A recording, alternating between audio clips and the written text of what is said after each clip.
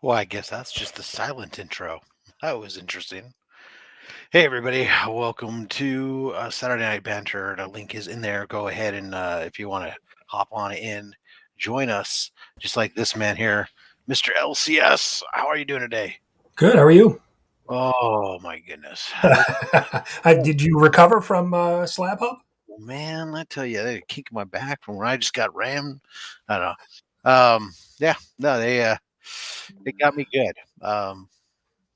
In hindsight, sure enough, the entire conversations, all the conversations I had with Tyler, he never said the word comics. He only kept talking about bringing CGC slabs and everything else. So, um, yeah, Yeah, he got you. and this was, hey, I'll take advantage of it. I went, I've edited the video, edited the title and stuff, and made sure that Pokemon was in the title and stuff, and add a Pokemon tag to it, and get a bunch more. Probably Yeah, end up with yeah. five It might times work the out, right? views. Oh my goodness. Let's see here. Chop and drop. How you doing, sir? Remy Q baby. Circumstances that you could be here. War Machine Punisher. Oh, white. I'm sorry, I missed White Tiger, Cool Calm Collected. What else we got here? Mr. Chris, the comic vet. Oh, is football still going on? Is that what's going on? Yeah, football Yeah. games tonight. Well, the first game just ended. The second game's coming on now. Ah, okay. Well, fortunately, that's some of those things you can have going on while you're wheelchair superhero 87. How you doing? People can have on if the game on to watch. Who's playing tonight? I don't even know. I don't even care. My team's not playing Tonight's until the tomorrow, so Bills and the Patriots. oh, So that's oh, why the Bills Chris and the will. Patriots. Okay, yeah. So Chris will be busy, obviously. Go Bills, I suppose. And Uh, it's in Buffalo, and it's like 10 degrees there. So Well, that's redundancy. well, yeah. I mean, it's it's it's extra cold here in the Northeast today. It was like a high of like 15 this morning. mm, that's yeah. I won't be complaining then about that it was chilly in the house because someone left the door open for the dogs to go out. 6 degrees Fahrenheit there, or are you saying 6 degrees there? I'm not sure. It's 17 here for in Canadian. He'll take 10 degrees. Yeah, no, yeah, no. It's yeah. So for anybody who doesn't know, Slab Hub was different. Yeah, Tyler brought nothing but CGC Pokemon cards to the show, and I honestly no idea. Pokemon is not my wheelhouse. It came in like after me, well after me. Um, my kids were into it for a bit, but they never played Pokemon card game or anything. They only played something on the Nintendo, Yeah, the I video think. games. Yeah, yeah. Yeah. My son is into it too, and I started playing Pokemon Go with the kids. We were on vacation like 5 or 6 years ago, Uh-huh.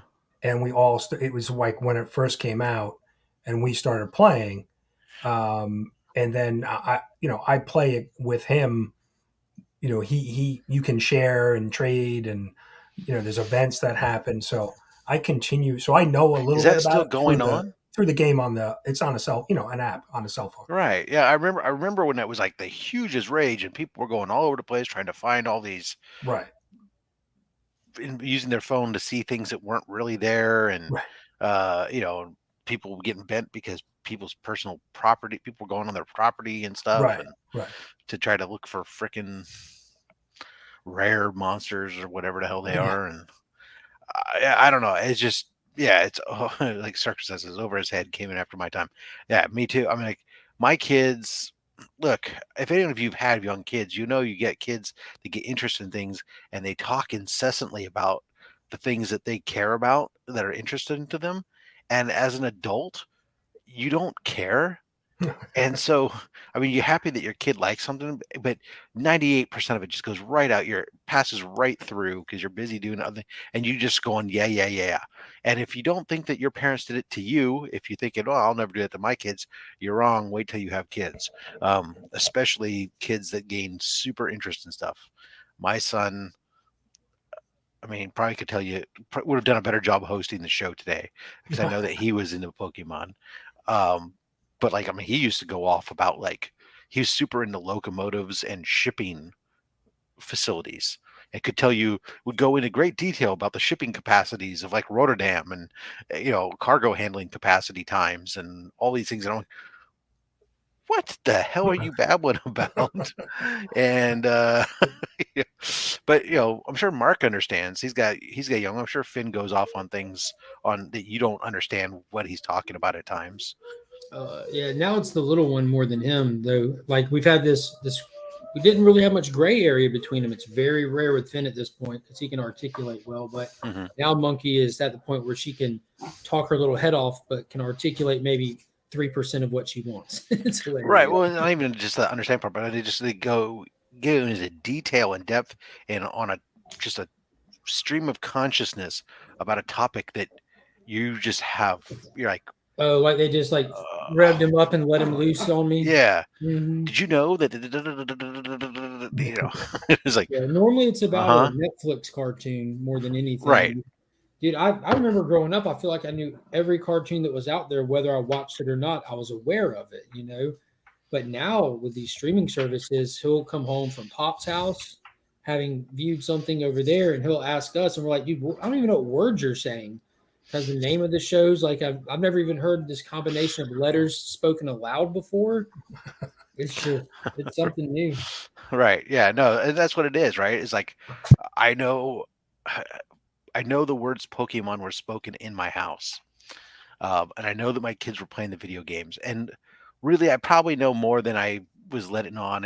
In that, I mean, I could name probably like five Pokemon, and I know that there was something about elemental types because I used to annoy my kids by saying, "Watch out, I'm a tickle type dinosaur, Pokemon, and I'm going to tickle you." And they would always complain that there's no such thing as a tickle type, Dad. Um, but then I was also the guy who was trying to put their kid in the oven, and my daughter would tell me that I can't put her in the oven because she's not food, because food doesn't talk. That was the distinction about why I couldn't eat her, was that she spoke. That's sound logic. Yeah. As you could guess, I was probably not I'm probably one of those weird dads, but yeah, I think we all are. yeah. So yeah, yeah. Thank goodness for Pokemon Go and Chris is having played that game because I never picked up that app when it came out. I never got into it. I never watched the Pokemon movie. I've never seen the show. I know my kids watched it, but none of that stuff. I've just heard words. I've heard the word Pikachu. I've heard the word Squirtle, and I've heard Charizard. I watched the one with Ryan Reynolds, the where he's stuck in a Detective Pikachu body or Pikachu. something. I don't know what the plot was, but The it's him and that grown teenager that run around trying to solve the case of who cares, but who cares? the kid's dad is like this like not present missing father, and come to find out that the kid's dad is uh is Ryan Reynolds, and he's stuck in the Pikachu body with no real recollection of how he got there, kind of thing. So by the end, like Pikachu's the kid's dad Pikachu is a father, to that human. so Yep. Pikachu got it on with a female. What? Yeah, that's why I asked that very specific question in the live chat today, Rob. It was very specific about cross species Pokemanning, Mm. Wow. Pokemating, Pokemating. I don't even know how you would say it. I think they covered it best in Jane and Bob as interspecies erotica. There used to be God. No.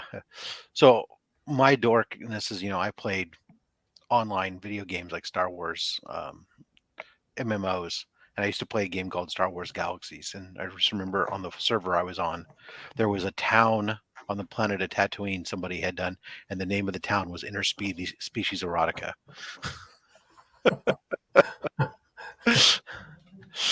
Pokemating. There you go. Okay, yeah. Okay. Let's see. So caught all those little bastards. I'm one of the best there ever was. Nice. Can you breed Pokemon like I used to breed Chocobos? What's the Chocobos? I have no idea what that is. Are those like those little what were those? No, those were Tamagotchi. Oh yeah, the little keychain. Yeah. Yeah, the thing you used to have to feed and play with. Top 3 for 2022. That is true. That is true, Chris. Very much. Today's episode, Slab Hub, was in the top 3 for 2022, without a doubt. Has there been 3 episodes this year? Yes, there's Okay. exactly 3 episodes this year. Very good. Oh man, you can breed Pokemon. It's obnoxious. You sure can breed Pokemon. It's obnoxious. Okay, some kind of Final Fantasy reference. Okay. I have to admit that my gaming cred is very limited to the Atari 2600 and Star Wars MMOs. That's about it. What do you got? Oh, you're playing Pokemon right now. Are you spiking? Yeah, it's what they call a community day. Is it Web of Pokemon? There's not too many spiders in Pokemon. Can one of them get a symbiote? I might get interested. That'd actually be pretty cool. Kind of like the Fortnite crossover with the comics. We get a Pokemon crossover. I want to see the Carnage symbiote invade one of the Pokemon, like a Squirtle, and just go nuts. Yeah, Spider-Man is currently in Fortnite right now. It's Pokemon.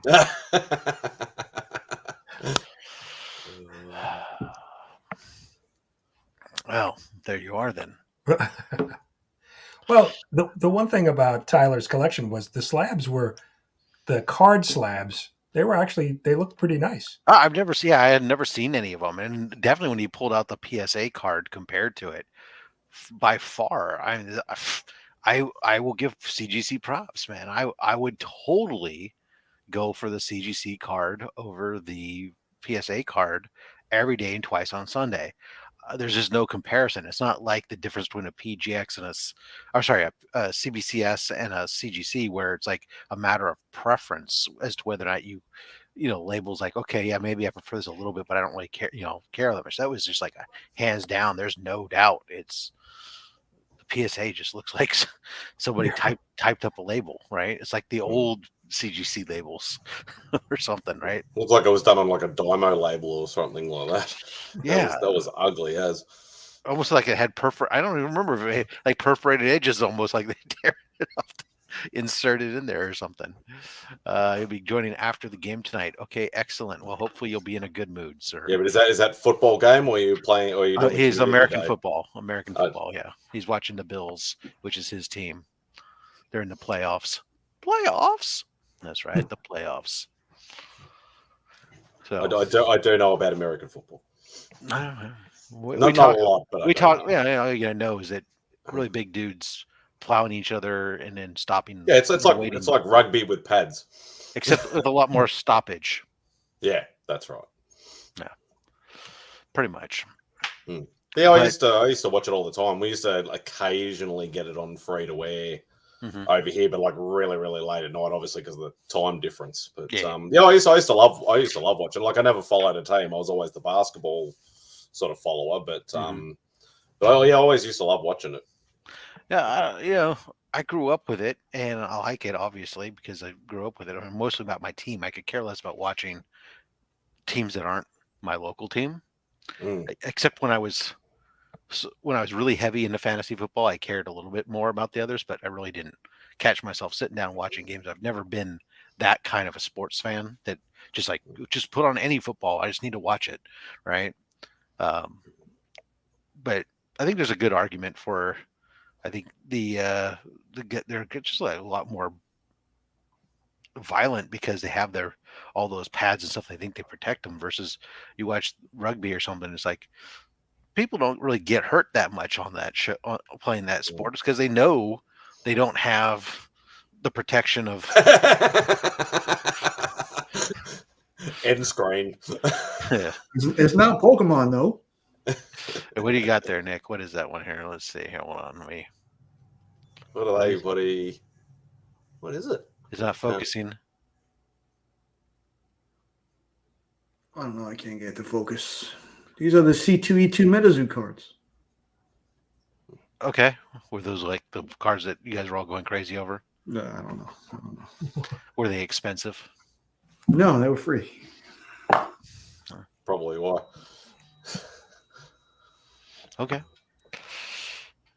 What is this? American football reminds me of Spaceballs quote, "You're all preparing, just go." Yeah, that is true. It's a lot of standing around and talking about what you're going to do and a few moments of actually doing it. It's this Mad Spidey needs to be a commentator for. I don't know enough about rugby or something. He's got that voice. So I don't have I've got a face for radio, but not a voice for radio. Yes. Yeah, no. Mad Spidey's established before he's more of the Australian football. Which even that I don't really follow that much. But that's more in regionally. Regional, yeah. Within Australia. Thank you, dear. Appreciate you bringing me coffee. Yeah, no, I've had it. We used to, actually, it's funny. There used to be I think around the northern United States, Northeast, there was an American Australian rules football league for a while. Yeah, I did hear something about apparently some Aussies went over there and were trying to start up some sort of just a local league sort of thing or something. Yeah, it was like a local regional league, and it was probably filled with mostly guys who couldn't make it anymore or couldn't make the teams at all over there. But over here, they were like, all pro because everybody else didn't know what they were doing. Because there's been a few Aussie rules guys actually go over to try out and have played a couple of games. I think the only one that ever did any good was Darren Bennett, I think his name was. He was a kicker for somebody. Yeah, usually the Aussies come over and they play and they become punters. Yeah, because you can kick the ball, it's a smaller ball, and you can kick it. The last guy we had was the 49ers had a running back that came from the rugby though, for a short bit. That was what was his name? And he ended up coming back here and getting in a whole heap of trouble. Like legal trouble and crap. Right, and exactly. I can't remember what Jared Haynes. Yes. That's what his name was. Yeah, I think there's been a few players. I think I'm a Giants fan, New York Giants fan, and I think they had an Australian rugby player that was on their practice squad for a while. I don't think he ever got into any of the games, but there's been a few players. Yeah, and it makes sense because Aussie rules is all about not necessarily kicking it as far as you can, but they're trained to be able to kick basically an oval or an oblong ball, however you want to sort of look at it. A decent distance with some accuracy. Yeah, that's correct. And, on the move, no less. Yeah. And depending on obviously you can, in theory, can kick it further what they do is take your mark basically. So you're in a standing position and you sort of walk up to the kick. Instead of actually running and kicking. But yeah, some guys have obviously trained themselves to be able to kick as far as they can while running as well. Right. Yeah, and I've only seen a couple matches. I can't remember. Were you only allowed? I think as I recall, when you're advancing down the pitch, you can only lateral, but you can kick forward. Is that? No, you can kick. There's no offside rules or anything like that. You can basically kick or handball wherever you actually want to. The only thing is, like people have mentioned before, is I think it's every 10 meters it has to at least touch the ground. So you got to bounce it, and that's a skill upon itself as well because it's oblong ball. Yeah, when you're if you guys could think for a second, if you're running down the field playing with an American football and you had to bounce the You ball, couldn't bounce that very well. Yeah, so- that would not work out well. and you're asking it to come back up straight up at you while you're on a run. You know, it's like granted the ball's a little bit rounder, but it's still oblong. It's not. But it's harder with yours because yours more has like points at either end. Yeah. Whether ours is sort of more rounder at each end, sort of thing. No. Anyway, so what are we doing? Everyone's broadcasting from the dark up here in our corners. I saw Nick doing it, and I strive every day in all aspects of my life to be more like Nick. I've even contemplated cutting part of my finger off just to be like Nick. Like, I mean, everything. That's a commitment. That Why makes are you sense. the lights on, Nick? Turn them back off. Now I have to get up. No, so it's my monitor. So if I'm watching StreamYard's got the white background. It shines on my beautiful face. But I'm also trying to catalog and organize everything. So when I look at In the dark? when I look at collectors, see it gets a little darker. Dark Nicky. Remy says that he tries to emulate Nick as much as he can as well too.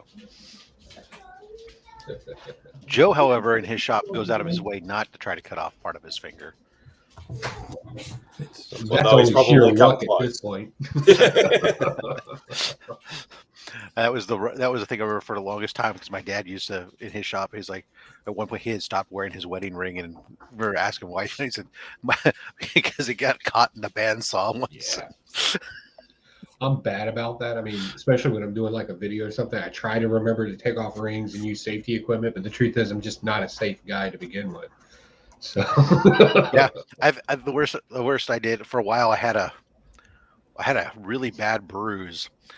Was trying to do something with a table saw and clear something and ended up taking a kickback with a piece of wood straight to the gut. My ring's gotten caught in gates like regularly, but there was one that was real bad that actually bent it. So now it's not like circular anymore. It's like whatever the word is. I don't wear mine, but that's mostly just because I'm fat. I was looking at those groove rings. They make like really cool groove rings that are like those like heavy duty rubber ones, but they ain't gonna like rip your finger off if it gets caught on them. They come in all kinds of cool designs and stuff too. But they want like an exceptional amount of money for a small piece of rubber. That's what duct tape and Gorilla Glue's for, right? Yeah. I am a fan of some Gorilla Glue. Necessary. That's good stuff. I just watched your recent video, Joe, the animated one you did. Dude, that was hilarious. He was mad as hell. Those animations, that was so funny. It was a promo for the rap battle coming up, and dude, it was hilarious. Oh, and you'll be pleased to know, Mark, that I watched the first 3 episodes of Pacemaker. Because Tyler ended up sending me the Google link. Drive links or whatever like that. Hey, just say link. Just say link. Link, whatever. The link. I'm not good at techno babble, so Yeah, just leave it at link. link.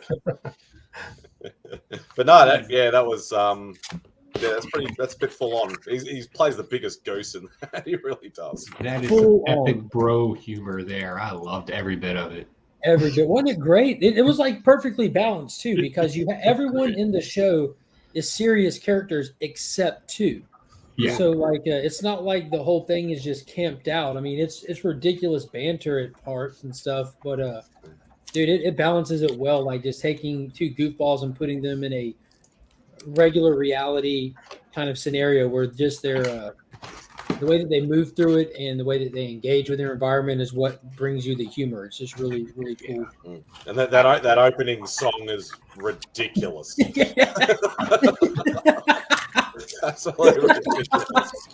Yes.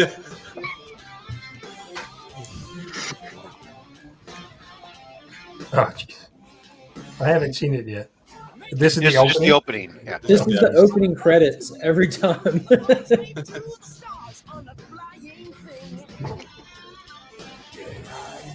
And everybody's just got it. How can they do that with a straight face? I know.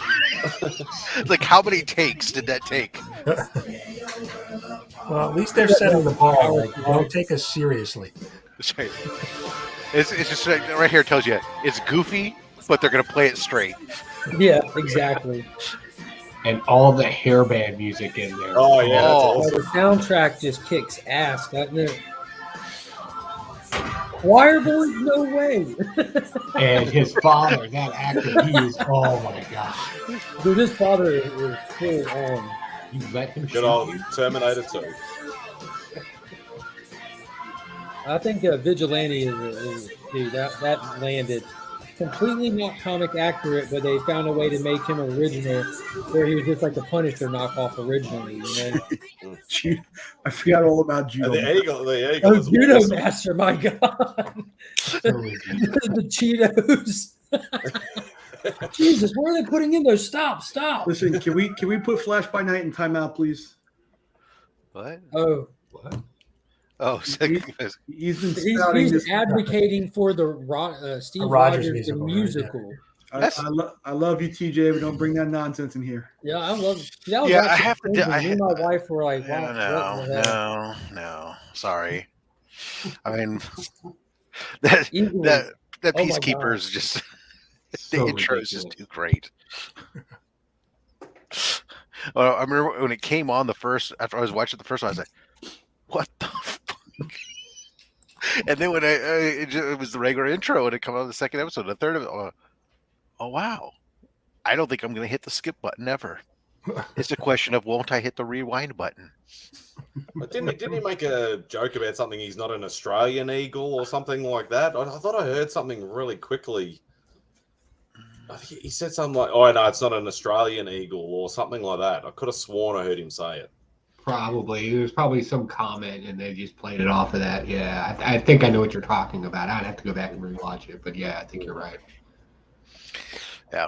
No, So I don't great. want to get into talking about the show, just mostly other than generally, hey, if you haven't seen it, those of us who have seen it, It's hilarious. we enjoyed it. Yeah, those that haven't seen it, please go see it so we can freaking talk about it and not listen to you whine about spoilers. Are they releasing a single issue episode every week now? So there was three the and initial week, and then I think it's going to be a one episode a week type thing. So you can each week, your mandatory requirement for your nerddom is to watch your Book of Boba, watch your Peacemaker, and I don't know what else. Isn't there a third show? No, it's unfortunate that we have to watch Book of Boba. It's unfortunate that I feel like that. I've still only seen the first episode. I haven't caught up on the others yet. Yeah, Peacemaker was the second most entertaining show this week. Right after Pokemon Right after Slab Up. Yeah. Agreed.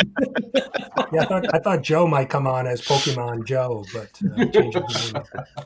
Been sitting on that one and waiting to see what was going to happen all week. Oh wow! Like It you knew about it? It was literally 1 week ago Or- today when Tyler, Nick, and myself were not live but on stream. I was taking down my Christmas tree right before we hopped on here, and Tyler revealed his master plan to us.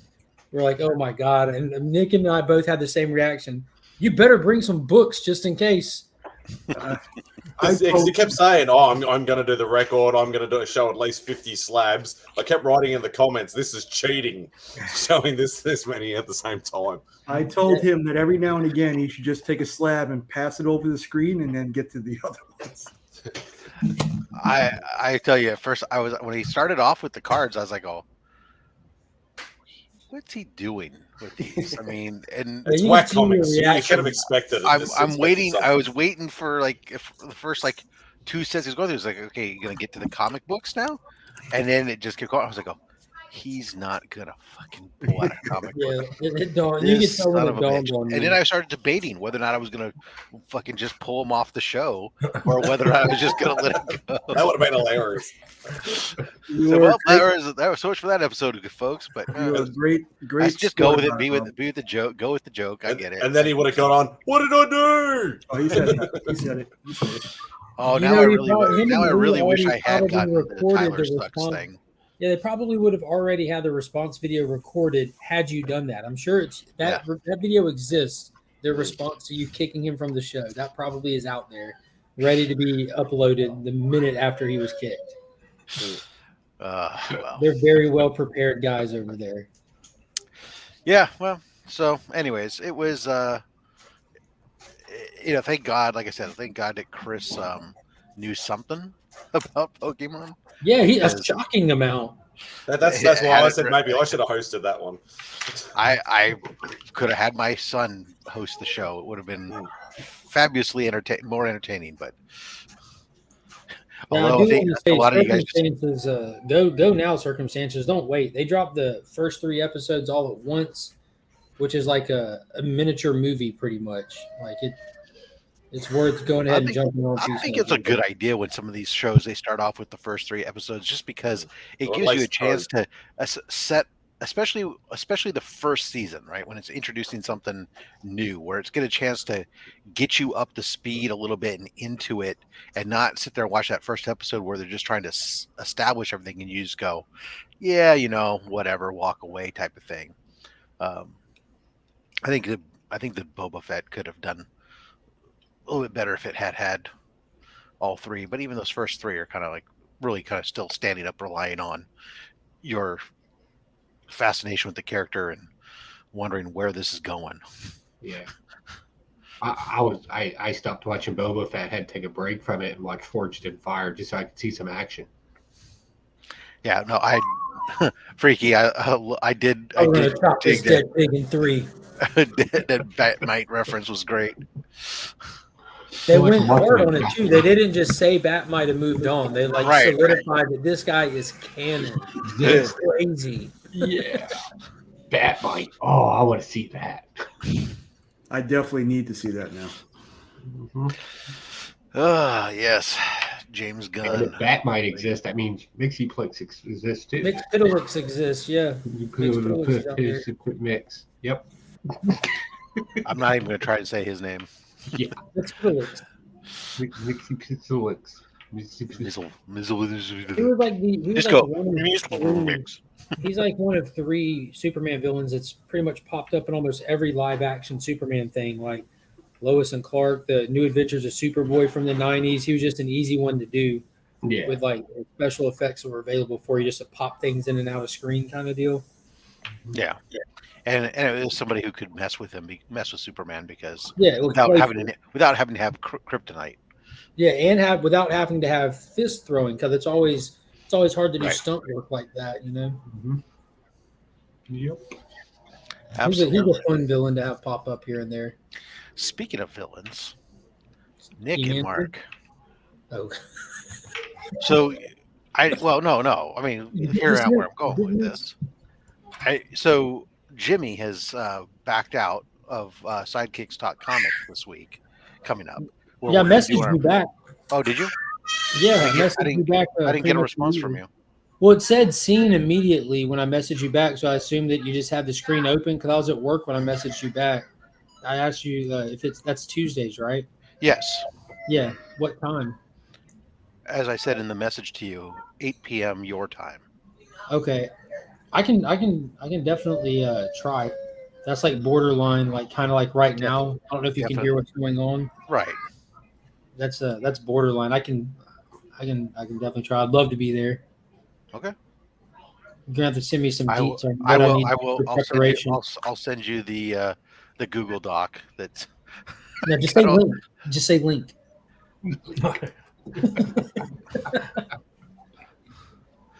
The link to the document that has all the scenario and the rules. Oh god, I don't know if I have time to prepare for this. This sounds official. Can I just say dark side and win? Well, you gotta figure now that Rob he's got his antenna up on all sorts of chicanery. Well, so for this one, I'm not actually drafting in this one. So I have 6 guests that are coming in to draft and competing against each other. I'm going to be hosting and narrating it, the whole thing, right? So that way it's not biased in any way towards me. But we set up a scenario this time. So the scenario, instead of just saying pick a team and people kind of aimlessly went like, I'm going to beat up your team or I'm going to do this, which we hadn't established that's what the intent was. Instead, there's a scenario.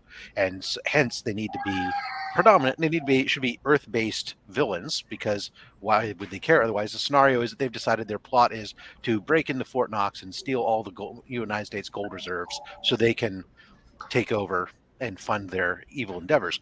So you have to come up with a team to be able to do How that many- with how the many people? anticipation. You get to draft a total of, I think it's 6. I said, Oh, that and is gonna take forever. with the anticipation that during your heist there will be a response from a team on par with the Avengers or the Justice League.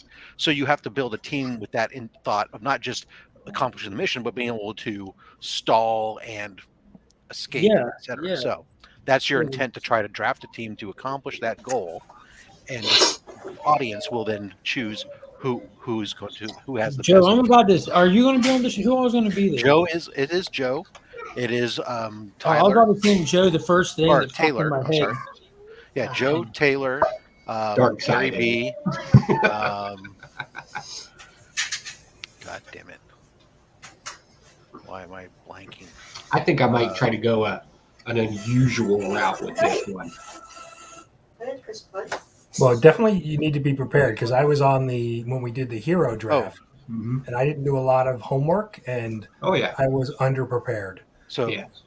so it's Taylor Winder, Chris the Comic Vet, Pocan Joe, DJ Lynx, Gary B, and you're now going to take over the spot that was vacated by Jimmy when he cried because he couldn't handle it. No, his daughter has an event and he wants to go be a dad. The silly kid. Well, After you said that, it makes me feel like I shouldn't be available. Why? His kid has some like performance or sporting event or something that he's got to go to. Right. Yeah, you're almost there, Mark. Well, I guess 2 that more really years, would and your work. kids will be running around on the soccer fields and all that kind of stuff. Exactly. So, what's been shaking in the evil lair there, Joe? Today I didn't spend much time in there. I went out. I used to do a thing on my channel called 30 for 30. Spend $30, get 30 comics, and see if it was worth it. So I went and did that today, but I burned up 2 microchips today that I've been working on for 7 days at a time and just completely fried them today. So I'm going to start all over again for the lightsaber. And you think I would learn and just buy the chip? You can buy these chips. You can just go buy one. But no, here I am cracking open some old computer, taking the sound card out of it, and trying to be all MacGyver-y about it and screwing myself up. Trying to use parts that you have laying about rather than go buy anything, right? Yeah, Right. because all you hear is that microchips are in short supply. Yeah, I'm a cheap bastard. Yeah, but the trip to the store would have been like 20 minutes. Meanwhile, he's there for 4 hours. Oh yeah, I cannot go into, especially my local, like my homegrown hardware store that I like to go to around here. There's like 3 older gentlemen that work in it, and I love these dudes because every time I walk in, they get excited to see me. They think everything I'm doing is ridiculous, but they love seeing me. Well, it is, Tell in them how I all want to do honesty, it. And then they want to give me helpful tips and tricks of working with aluminum and stuff. So we end up having a conversation.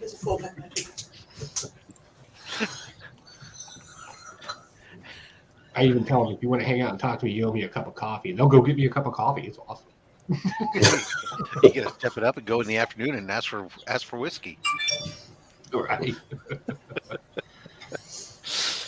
Brian, I saw that you've been you said you put out a teaser message about the LCS awards are coming already. Buy your merch now.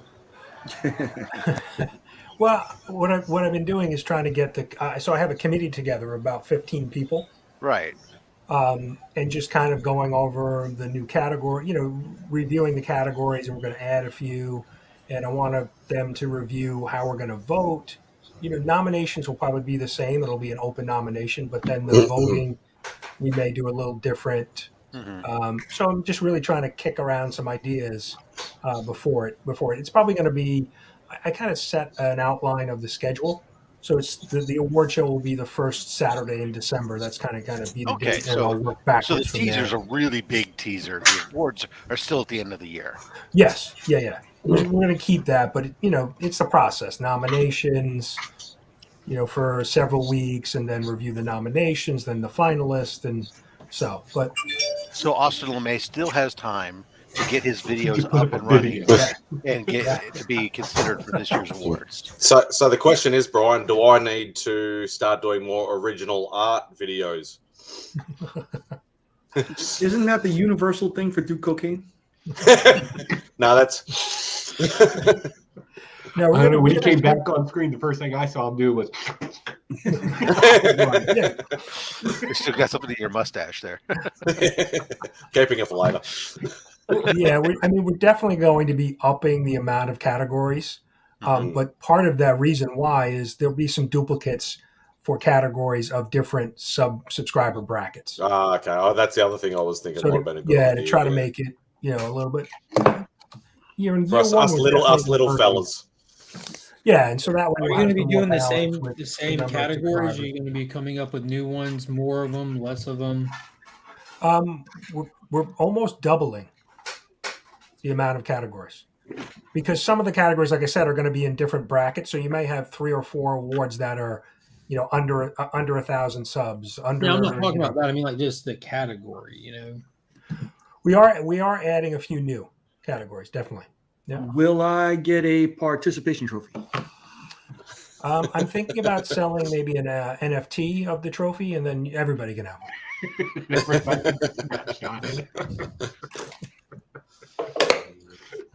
That makes sense. So, but yeah, so we're kind of in the early stages of the the planning, the categories, how the voting will happen. But because we're doing it on Slack, messaging system. So it's very casual. I may post something and then people take 2 or 3 days to reply. So that's why I want to kind of start it early, so it wasn't a lot of pressure, and we could kind of take our time to have a discussion about how things should move forward. That's a nice way of saying have all the ideas you want, but my expectations will be followed and met. Yeah, I mean, I definitely want to make sure it's more well-rounded so that we can hopefully. What did you call me? So we'll see. Cool. Sorry.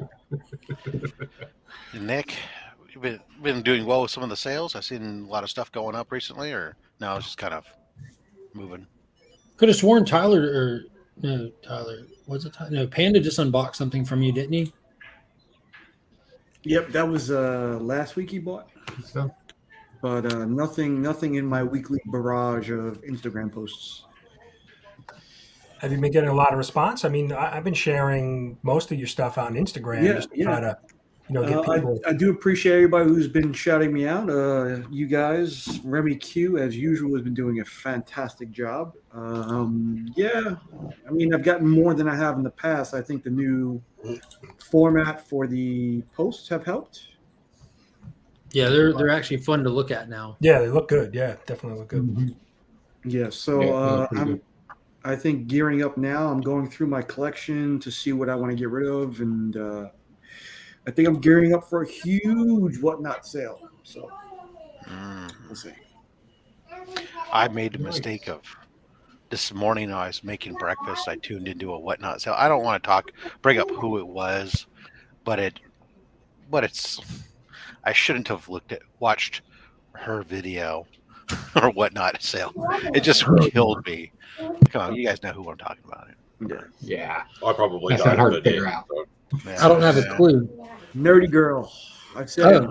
I've said it. earlier. Just painful listening to, her and Skellington Key Comics, one showing a thing and saying it's probably about a 5, and Nerdy Girl who's seen it on her own screen from a different location saying it's in Mylar, saying, "Oh, it looks so good, it must be like a 7 or an 8," and then convincing her to raise up what she thinks That's a joke. condition.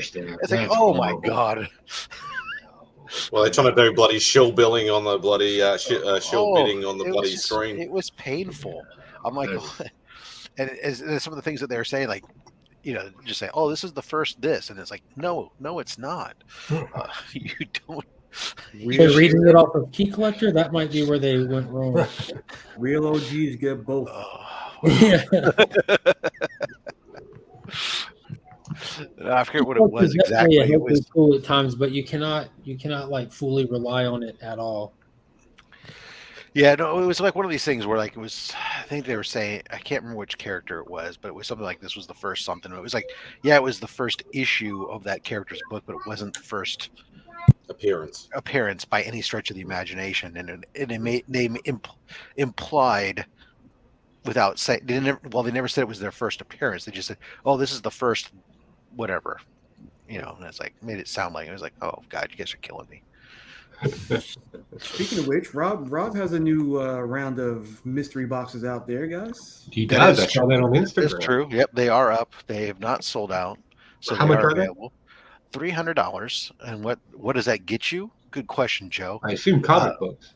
Yes. Well, so of that, there's a breakdown of it. So it goes like this, right? So of the $300, $25 is shipping, right? It covers U.S. shipping, and then for international purchasers, it's a $25 shipping credit that gets applied to them. So which would have been me if I could afford it. Right. Or if Chris decides to have me ship it to his Canadian address instead of his U.S. address, which would be foolish, but I could. And then, but I've sold in the past, like the UK and Denmark and stuff. And so if any of those guys end up buying it again, they get $25 off the shipping charges. $25 another $25 goes basically to cover this, which is the wheel spin. So once all 10 boxes go, let me make myself big here. I can move my mouse into the right spot. Here we go. It's Convergence Superman in a 9.8. This is the first appearance of Jonathan Kent, the current son of Kal-El, right? So they will do a wheel spin for the 10 slots for that once all 10 are sold, and the rest of it covers the cost of the box. The box has 12 comics and 2 slabs. Guaranteed minimum value is $325, and I established that value by only counting up 10 books and 2 slabs. So 2 of the books, middle grade books, weren't counted in there, so that way it's extra cushion value. And of course, on everything I did when I did the pricing, I did it all doing 30-day averages and finding, looking at trends and everything else to get a conservative, fair price on everything on there for value. So those are shipping out on Tuesday because of the holiday on Monday. Hopefully they'll sell out by then, and we'll ship them all out. We'll do the wheel spin on IG, so everyone can see and get that price shipped out as well. How many more you got left? I think there's 7 available right now. I gotta think about it. Yeah, there's 7 available. You can buy me one if you want, Joe. Saying you're rich. You're right. I decided how to spend my money. and there are previews on the Instagram post too of some of the books that are inside there. See, then I get to do stuff like this. Yeah. I mean, I'll tell you, Joe, there is no golden age in there. Right. There is some silver age stuff in there. I like silver age. And some copper and modern. Let's see what we can do. If I don't like it, I have an auction site. I can just sell it for $1 on there. That's right. There's a X-Men Annual 14. There's let's see, a couple Masters of the Universe, Alpha Flight 1s. There's some old Silver Age Superman. I don't want it now if you got Alpha Flight in there. There's Alpha Flight. I'm kidding. No, I've seen people do your unboxings before, and it seems like everybody's very happy with them. I would say they're a lot more happier with yours than that Journey into Comics. Well, that's not saying a lot, but I appreciate it nonetheless. That's a really low bar. I was hoping DJ come on. I want to know whether he got his, whatever he was supposed to get to make up for it. He did. Yeah, he got a couple books that got the value up there. Oh, that's good. He got a Power Rangers book. The guy made it right. Did DJ? They sent him. It's a very early release, but yeah. They sent him a raw copy of this one right here, the issue 0, 1 in 100, which is like $150 raw book. It's very niche market. Like I'll be the first to say that. I collect Power Ranger stuff, but they did send them value. Oh, here so you it's pretty much a waste because the worst part about that, granted, the guy is like giving you more stuff to fill the value. The entire like mystique of the whole operation of buying a mystery box, hoping for a grand prize. You already know you've been effed, so now all he's doing is sending you some work. He's mailing you work that you have to do to get your money back now. Yeah. And I still have not seen a video that showed all those books, which we all know came from a different platform. But if he supposedly bought that collection, nobody has pulled any of those books yet. Yeah, there was somebody. I think DJ said that he'd heard somebody do, but he also hadn't seen anything yet. So it was only 77 boxes, and you figured the 3 YouTubers that I've seen unbox them on here all got garbage. So, and that's not to say that they're fake or anything. I don't want to make that, kind of what I'm saying. It's only 3 people at 77, right? But I would like to see somebody that did win something put up an Instagram post, Facebook post, something, just to kind of verify this guy. Now, at least some of those books are in those boxes. Jason scored a $500 slab in it and still was more than $150 undervalued. that one slab was like the entire value practically of the box that he got. What book was it? It was the first Morbius. What is it, ASM 101 or something like 101, that? 101, yeah. And he got it, I think it was a 5.0 or a 5.5. 5.0, yeah.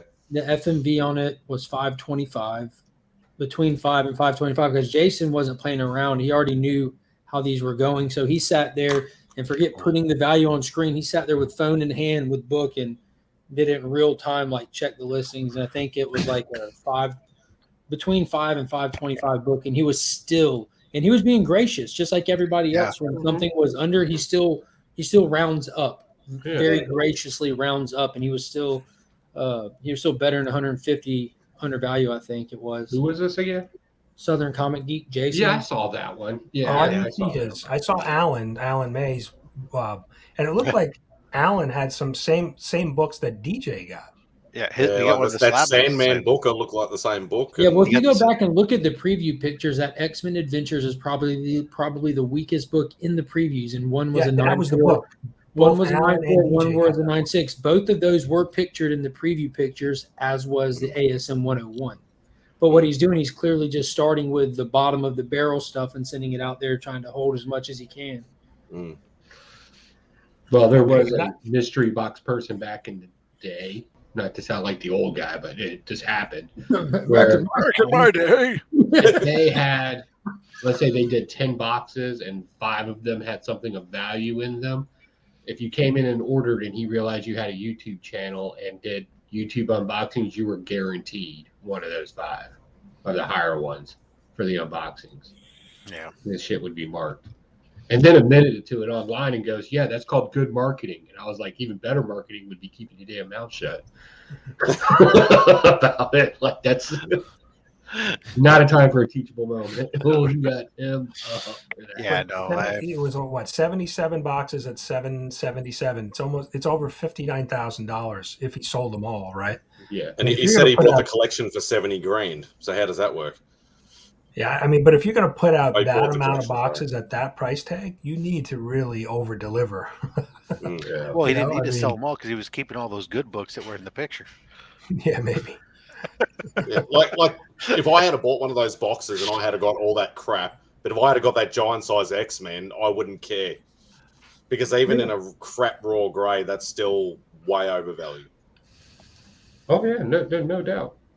These mystery boxes, and again, I'm not poking fun at anybody, but I've gotten mystery boxes before where, it's the retail value and the place is in Vegas, so it's like 10 times more expensive than any other retail market out there or something. And I've just, I've been jaded by them, and I'm just like, man, I just don't. I'm not digging this. Yeah, no, I mean, I'll tell you, it's a process. So, like when I was doing mine, because I had done them once, but then after I started hearing all these videos started coming out, right? Obviously, I went back and I wanted to make sure I was doing double checking and stuff. And I always like to make sure that I'm super conservative in what I'm conservative in the numbers I'm assigning. And when I say guaranteed 325, I'm going down from my calculations that I had, so I'm being conservative again, right? So that way when you open it up, and if it's $400 and I told you $325 and you're super happy, or $450, whatever it is, right? And that's why, like, this time I also didn't count some of the books in there and all this other stuff. But when you're going through, it's like I was looking into, for the raw books, you're going on, you're looking at eBay last solds, but last sold's not always great either. So I was actually looking at the last several sales. I was looking at cover price, looking what their 30-day, trend was on them too. Say, okay, it's trending down. Okay, then we need to we need to make sure we're rounding down. Okay, it's this is where the average is, right? Okay, good. It's kind of flat. So you're trying to make sure I'm doing that. And then the slabs, same thing. And then even like a couple of the slabs, like there's a Silver Age, a couple of Silver Age books in there. One of them, there was like a Superman book. I remember looking at it. The last sold was like 6 years ago. So what do you do? Well, I said, well, last sold was $100. I'm going to assign it 100 plus, and that's last sold on it. I know that the market's gone up in 5 years on a freaking Silver Age Superman. Yeah. So somebody's going to end up with some extra value, but I can't assign a value. It's hard to assign a value because there's not even sales like around that grade. It's just there's, it is what it is. So that's how I went about doing it for me personally, because I want to make sure, look, it's my name out there, and I care about what my name is and what people think my name is, and what, and people who don't know me directly who've said, okay, well, DJ says Rob puts out a good box, or Joe said that he's seen people open my box and they've been good. Okay, I don't want to make you guys liars either. So I got to make sure that, in my opinion, that it delivers, because it's not about making money for me. It's about, I'm just moving off some books I don't need and recouping some cash to reinvest into my my collection. That's Your all. addiction. Yeah, because I'm not a guy who's buying books and turn around and selling them constantly all the time, right? This is how I do them, because it allows me to get rid of them quick, in a bulk deluge, so I can rip the Band-Aid off of the pain of letting go of some books and then move on for several months. So Rob, have you thought about Whatnot? I absolutely don't want to be involved in that. That's like work, and you'd have to build up, you'd have to be doing it on a regular basis to build up the clientele and everything else. And that's not what I'm doing, right? I'm literally, like, last year I did 3 mystery boxes over the course of the entire year, and actually probably only 2, because actually one of them was 2020. So I only did 2 last year. I'm doing 1 this year. Maybe I'll do 1 more towards the end of the year. I don't like to sell. Occasionally I'll sell an individual book here or there. I usually put a few things up here and there on my eBay just to have stuff there, but it doesn't really sell much because I don't fill it with stuff, and I don't really want to get rid of my books. I have a hard time with it as well, but I'm going to try to do better about it this year to fund that Brave and the Bold that I'm going to get. Well, that's it. That's it. Banter. That's it. I get Brian complaining that I'm not opening enough Spider-Man in my mail calls anymore, and it's like, well, I've gotten all the cheap ones pretty much, and I'm into the. I need to be, if I'm going to buy $1,000 freaking Spider-Man book, I need to have some money. How you doing there, doggo? If I go this route, like, and kind of just rip the Band-Aid off and start just seeing some books go out, because I mentioned it in the video that posts Monday, but I'm gonna, like, like when they're doing like those money drives, they have like the little like, or they do like a blood drive or something. Yeah. They have the little meter that goes up. I'm gonna graphic, and I'm gonna track it every Sunday on the show. Like, this is where I stand today. I sold this book off, or I was able to add this to the funds for the book. That way, it kind of helps hold my feet to the fire and gets it more. Like, and I think give me a chance to say, I'm thinking about selling this book off, and if anyone's watching, kind of give them first dibs on it or something. Now, is there one local to you that you've been looking at? Or are you just going to start the hunt for the Brave and the Bold? I'm always on the hunt for certain books. That's one of them. I've got, like, my eye on like 2 different ones that are out there, and I'm sure that there's a high probability they could sell before I go out to try to get them. But it's one of those books that, like, you can find it if you need it, but I'd just rather window shop them right now just to keep an idea of the price point. And then when the time comes, like, when I'm going to shop more seriously for it, start looking for that right copy, you know, the right book, right price, right time. Because I'm not going to overpay for one. I don't care how bad I want it. And yeah, hopefully it doesn't spike before then. It Which one shouldn't. are you looking for? First appearance of the Justice League, Brave and the Okay. Bold 28. Yeah, and I'm hoping that like right now I would have to get it in like a really low grade, like a 1, Right. 2, or 2. So maybe, you know, depending on how this ripping the Band-Aid off goes, I might be able to even spring for a higher grade one. Yeah, I mean that's like you get rid of this one is tough for me, but I was like, you know what? Let me just.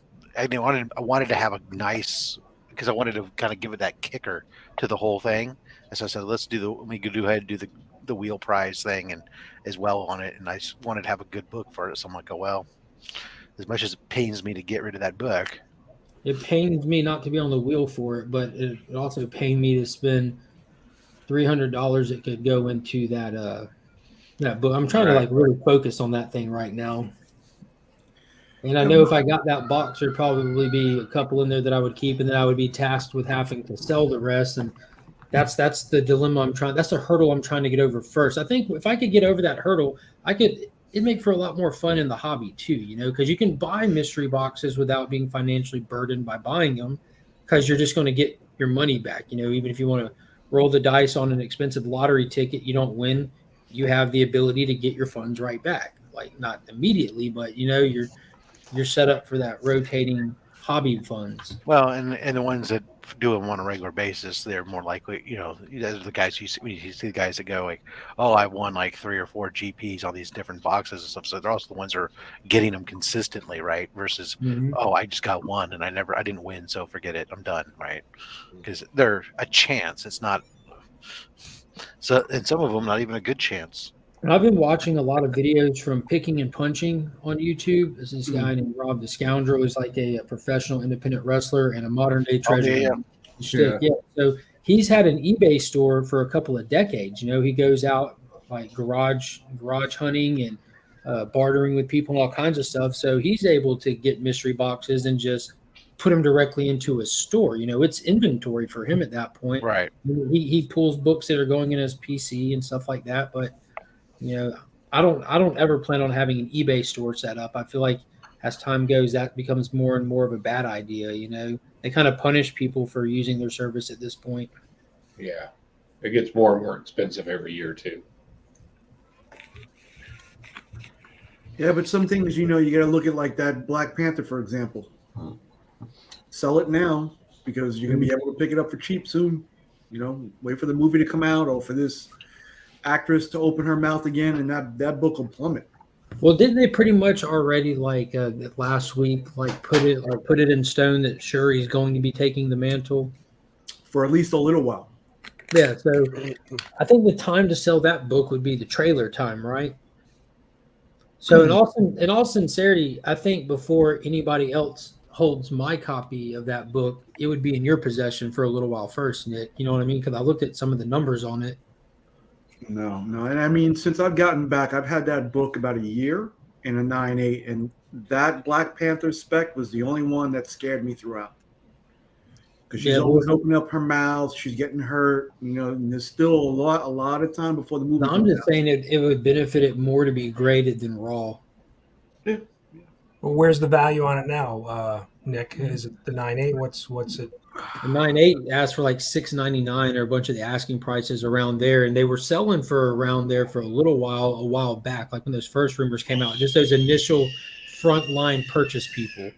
And now at this point, because like you know other stuff's happening, that's still a thing, but there's other stuff that's you know whatever's the newest thing that's happening. So right now, a good raw copy goes for about $150-ish. At its highest point, that was like $1,300 that book.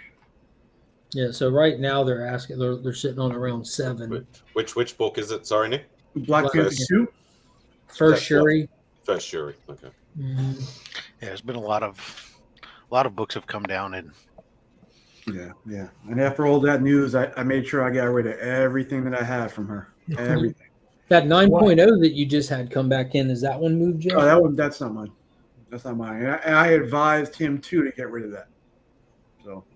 And see, here's the crazy thing. You want to hear the craziest part about that whole me having such a hard time with getting rid of that book? It's not the only one I have. You know what I'm saying? And it's still just like, but I don't like to get rid of books. You know, it's a problem up here. That's like hoarders mentality. You know what I mean? And it's not like you're taking pictures in bed with that book. So it No. should be easy to get rid of. No, man, shut your mouth. What are you talking about? No, I agree. I mean, it's like I know fully, like I have 100% mental plans to move my Submariner at some point, but when it comes time If to pull the it trigger, was raw, I'd be interested. yeah, You can make it raw. That's not a I know I can make it raw, but I don't want to pay slab prices. Well, Rob, can you take that book out of the slab and charge him the same price as if it was in the slab? oh yeah, I can charge him slab prices for a raw what I book, but mean. he said he doesn't want to pay slab prices. I tell you what, you're going to wish you would have paid slab prices now, come a year from now, when he's actually rolled into the MCU hardcore, because he's. I've already missed a hell of a lot of those boats, so I'll just when I get them, I get them.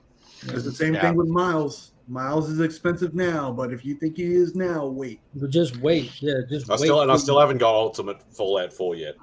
Yeah, I think that the Miles books have the biggest room to Unlimited grow potential because, with those books. you know, we haven't seen them yet.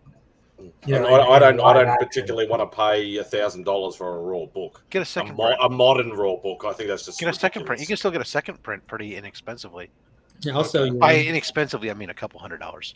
I'll sell you one. I've got a second print. You got a You second want it- you print? want- I've got. I'm not getting rid of the first, but I'll get rid of the second.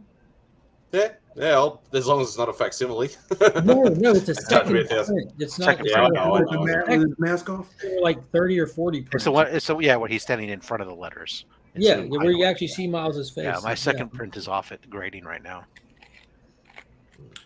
But I think that's the thing with with the streaming services shows is the rise and fall of these books is very quick because with a movie, you get a rumor and then it's in production, you get the trailer, and then it's like 2 years before the movie is in theaters. Mm-hmm. The Disney Plus shows are 6 episodes and they're done, and like what's the West Coast Avengers with the White Vision? That book's probably crashed by I now, was right? watching people on. I think it was one of those it's auctions still- with pressable defects selling that raw book. They're telling people, "Come on, guys, y'all know this book's going to be hot." They got selling them upwards of 140 when I popped in. I'm like, "Oh my gosh, that's crazy!" And that's already back down. But the thing is, too, is Because the that character's still gonna you come don't know back. when he's going to pop up in the MCU again because he's probably due for another spike when that thing. Yeah, comes he's out there. Right. So the likelihood that they're just going to completely he flew off into the sun and that's it. They're never going to So talk. when are all the bring different? back his- When are the different Spider-Man suit, other than the black suit Spider-Man, like because that's the whole Venom thing? But when are all the other Spidey suits going to make a thing in comics? You know what I mean? Like when it's just because they wear this suit, they're going to just like ram up the prices. Well, the only one that I know of that actually sort of went up a little bit was the original Iron Iron suit. Spider. Yeah, Iron Right. Spider. Yeah, not the movie version. Yeah, the original one, which is in Civil War or whatever it was. Yeah. 529. So Yeah. is that book a hot book? Not I think really. it raised a little bit at one point. You, Yeah. you want to buy my copy too? We could get the whole Miles one. I could throw that one in there. I've got 2 copies of that. Yeah, but I already yeah. own one, and I Yeah. got one in the Dorkeries box. But you don't have 3. I don't need 3. I don't even need 2. Yeah, and if you can't afford the first appearance of Gwenpool, I got the second one. No, I've got first Gwenpool. No, Spider Gwen or Spider-Man. Yes. Oh, both. Spider Gwen. Yeah, I and- bought that. I've got Spider-Gwen issue number 1 triple signed in a 9.8. That one has gone up a lot since I got it. 'Cause I got it for dirt cheap. I think I paid like $80 for it. I bought the whole Spider-Verse series. The 5. It's 5 dirt- issues, right? dirt Earlier, cheap. early last year, so early 2021 for like $20, $25. I have a Spider Gwen sketch by Jason Latour. I'm sitting on this one. Got that one too. Ugly blue label, second print. I'll take it. I think I paid $3 for that book. This one.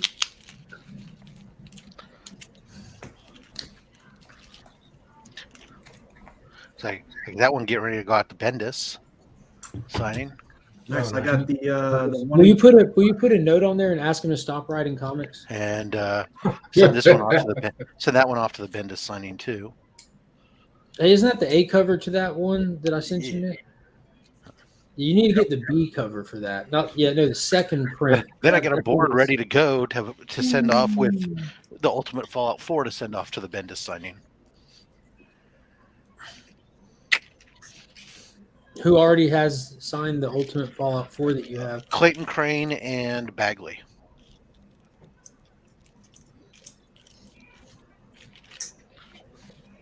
Crane did the cover? Yeah. Mm-mm. Bagley did the cover, right? No, he's listed no. Crane did interior art. Bagley and Landian did the cover. No Louis tonight, right? He's not doing a show? No, I don't believe so. Still hiding from CPS after that last episode. I felt so bad for him.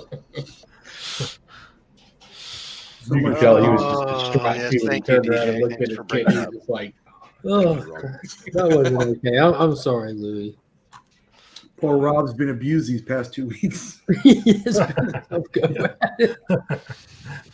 This is what you get for being active in the community, I guess, Rob. It's all right. It just Can't means win that- them all, just Charlie means- Brown. Just means they love me Yeah. for once. Oh my goodness gracious! So, what else we got going on this week?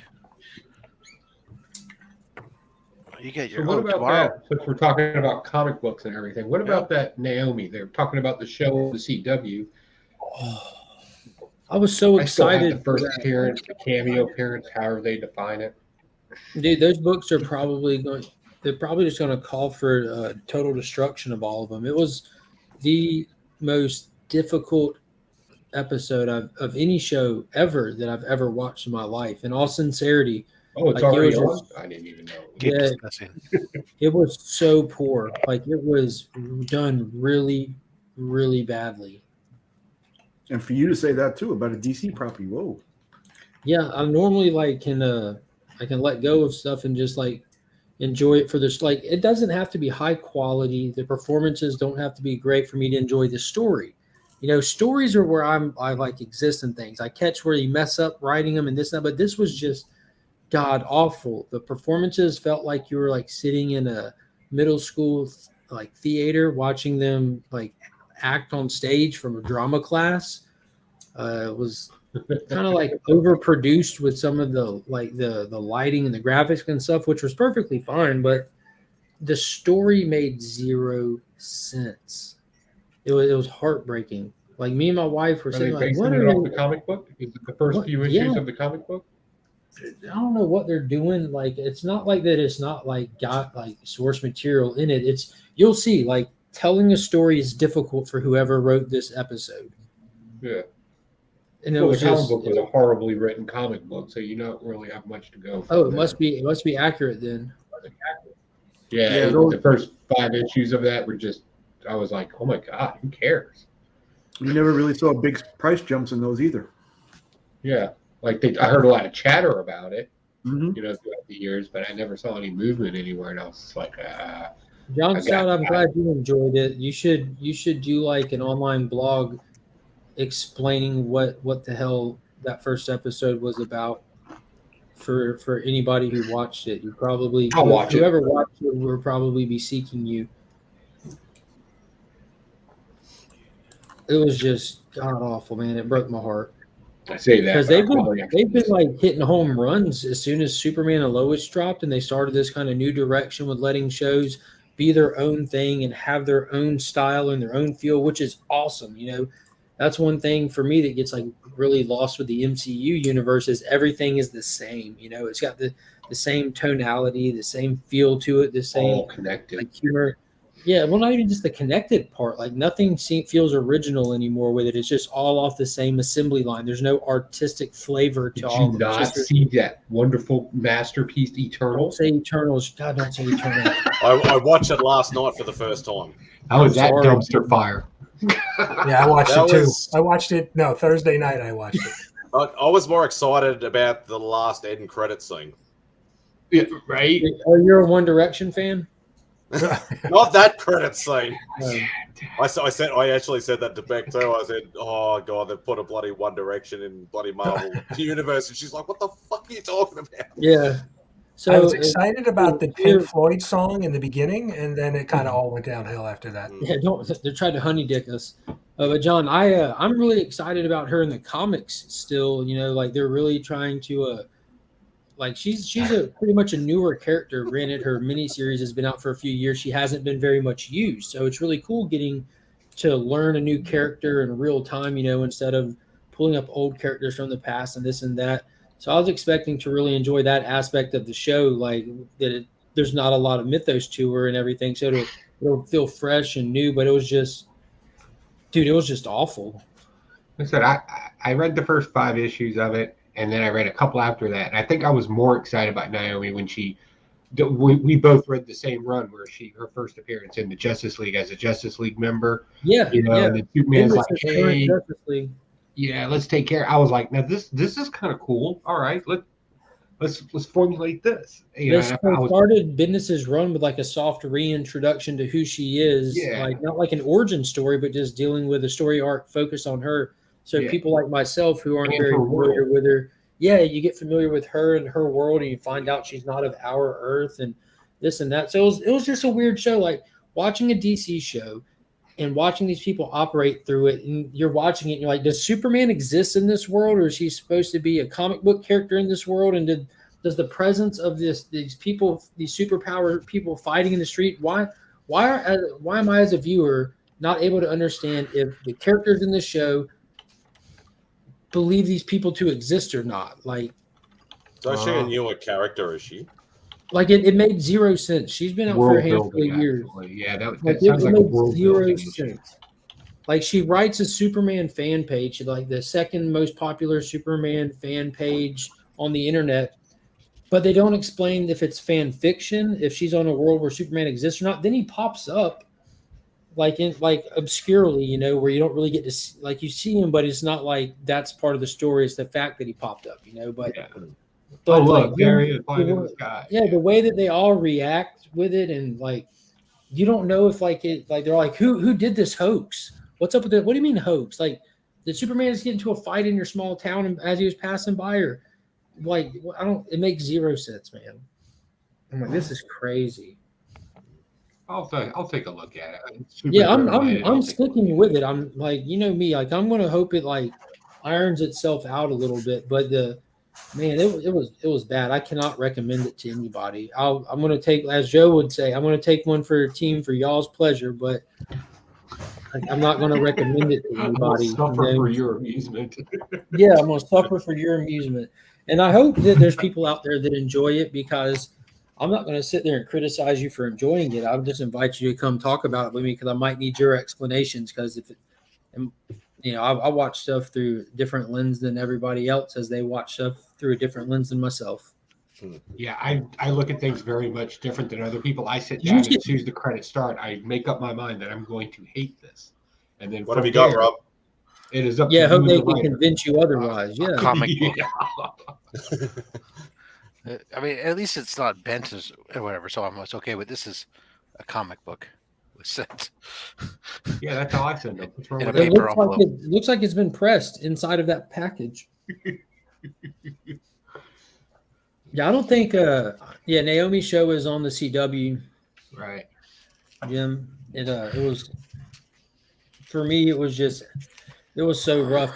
And my wife, she's not hard on shows. My wife is not hard on shows at all. You know, she enjoys a lot of stuff. She binge watches about everything that comes out, you know, especially like the CW stuff. She's not overly critical whatsoever. She watched Hawkeye and was kind of let down. She thought it was just, she didn't feel like she was in on the story. Like she was just lost through it, which I can get toward the beginning, you know, and when it started like that, it just kind of didn't catch her attention. Do a lot of explaining to my wife. That's the one thing I'm not digging with a lot of these shows. They're geared towards comic book fans to kind of have a basis of a lot of it. And that's good for us. But when you're sitting down with your significant other who does not read comic books, you find yourself answering plethora of questions throughout the Well, with entire with thing. Naomi, me and the wife both were sitting there like, dude, what's happening in this show? Like, we get it. Like, there was a fight that broke out in the street, but nobody knows if it was real or not. And you have to watch it to really understand. I mean, like, you're not even aware if Superman exists in this universe, or like, but they have blogs about him and stuff. And when it was over, she was like, that was really a letdown. I'm like, yeah, like it doesn't grab like an average viewer or a comic viewer. It left us both feeling the exact same way. And she's like, it sucks that it's bad because I know you're going to make me watch this every Wednesday, aren't you? I'm like, yeah, pretty much. How many episodes? The first one is the only one that's out so far, but it's a CW show, so it's probably going to be like 13 to 37, somewhere in that range. Yeah, somewhere in there. Just whatever they feel like doing. I heard CW's in trouble. They might get bought up. Yeah, that might be good. Dude, what's crazy is with that announcement, I assumed that they were part of the Discovery deal anyways, that they were under the media arm of it, whether it be CW itself, but at least the DC shows that appear on CW, you know? Mm-hmm.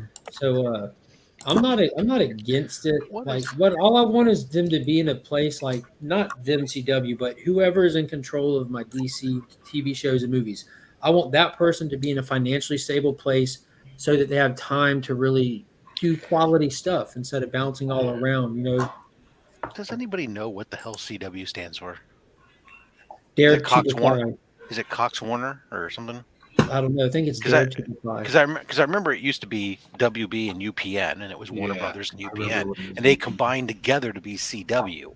But I don't remember anyone ever freaking saying what the hell. That's a good question. It might be. I don't think it's. I wonder if it's. Let me find out. We got these magical boxes. We don't have to live in wonder anymore. CBS, that is true. It's CBS and Warner Brothers. Yep, derived from the first letter of the names of the two corporations. Oh, yeah. CBS and Warner Brothers. All right, fair enough. There you go.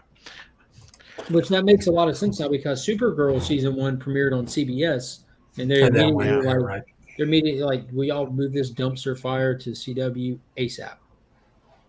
Yeah. Oh well, we're continuing to talk. I'm going to go ahead and open this. This is because this is not more real. This is I agree, this is Whatnot purchase from Alan May.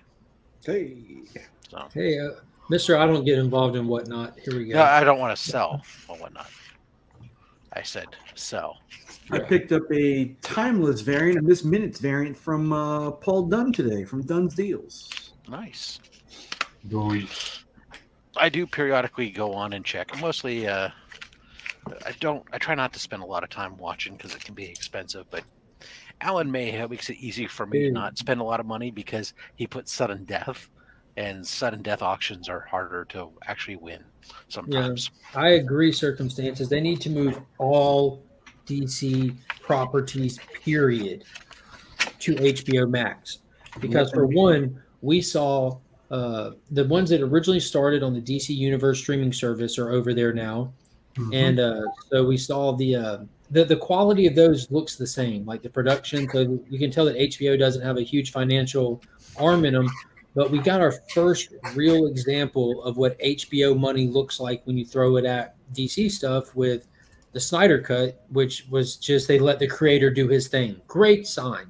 And then look at Peacemaker. Again, they let James Gunn do his thing and threw that man a bucket of money to pull it off. And it is phenomenal.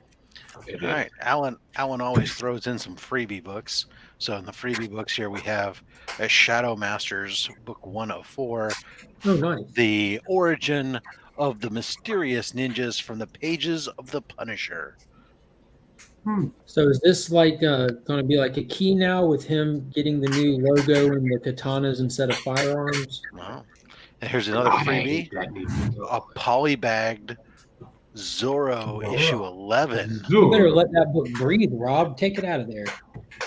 Oh wait, no, it's not polybagged. I guess it's just in a bag with no backing board. Sorry. Oh. All right, books I actually purchased. How about Machine Man #1? Oh yeah, from the I second always loved one. that cover. I thought that was always a cool. Oh, that's a cool cover, yeah. Well, what issue is that? It's #1 from the Yeah, 4-issue second limited one. series. Yeah, that's amazing. And Strange Tales, some Brother Voodoo. Oh, that's a good one too. Yeah, that's a great cover. Great story too, actually. And last, some Doctor Strange, Master of the Mystic Arts. Look at what's that guy's name? Mr. Universe or something? Eternity. Infinity. That's Eternity or Infinity. Eternity. The Yeah. Sorcerer Supreme battles Borin Mordo, and the fate of the world hangs in the balance. Yeah. I don't know. It was just something interesting. It's pretty cool stuff. What did that whole thing cost you, if you don't mind me asking? I think the most expensive book in the lot was the Brother Voodoo.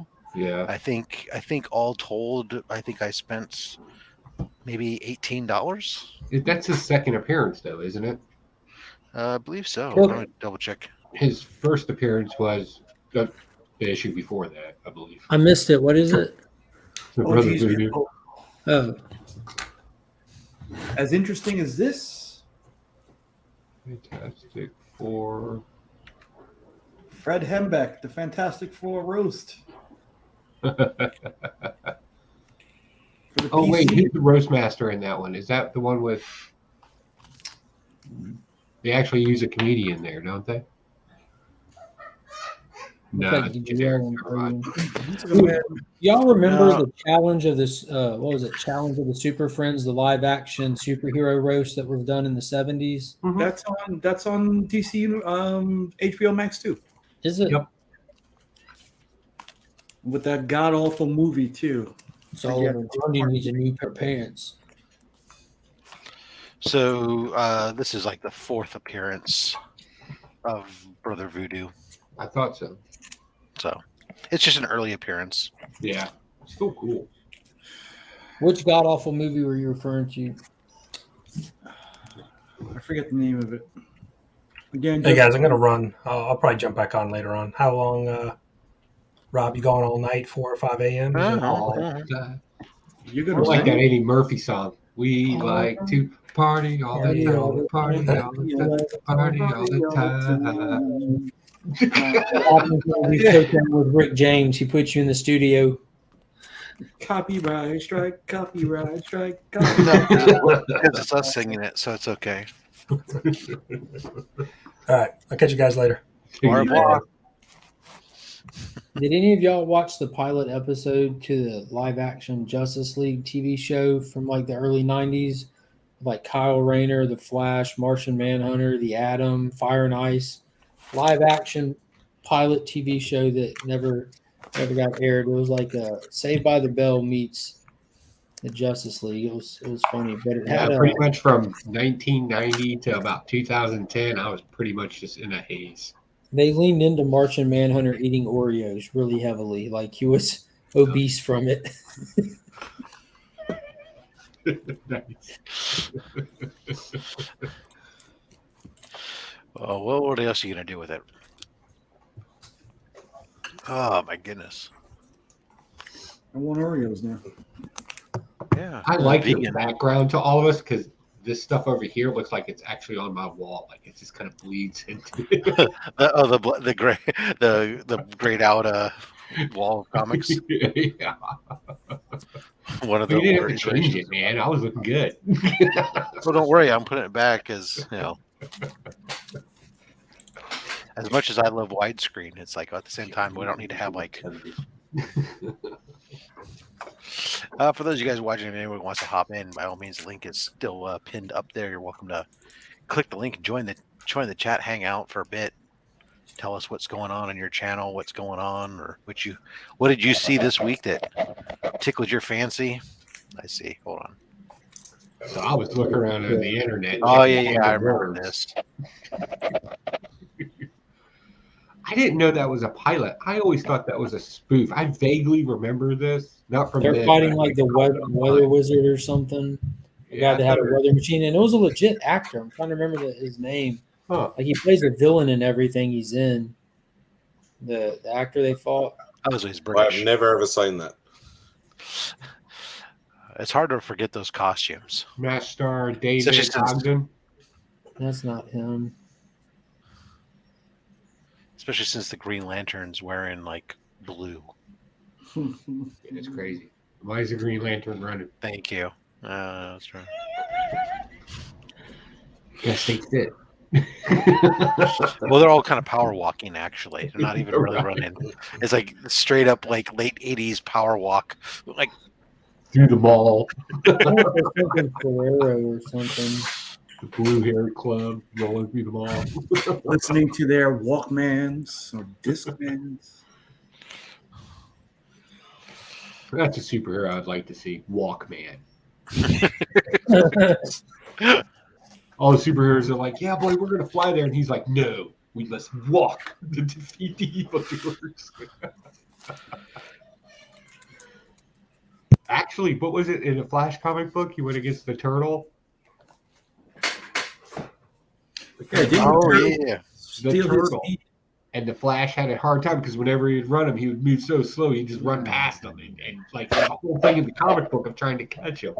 They did it in the turtle made it to the TV show too, as I recall, when I was still watching The Flash. The one on CW or the good one? Yeah.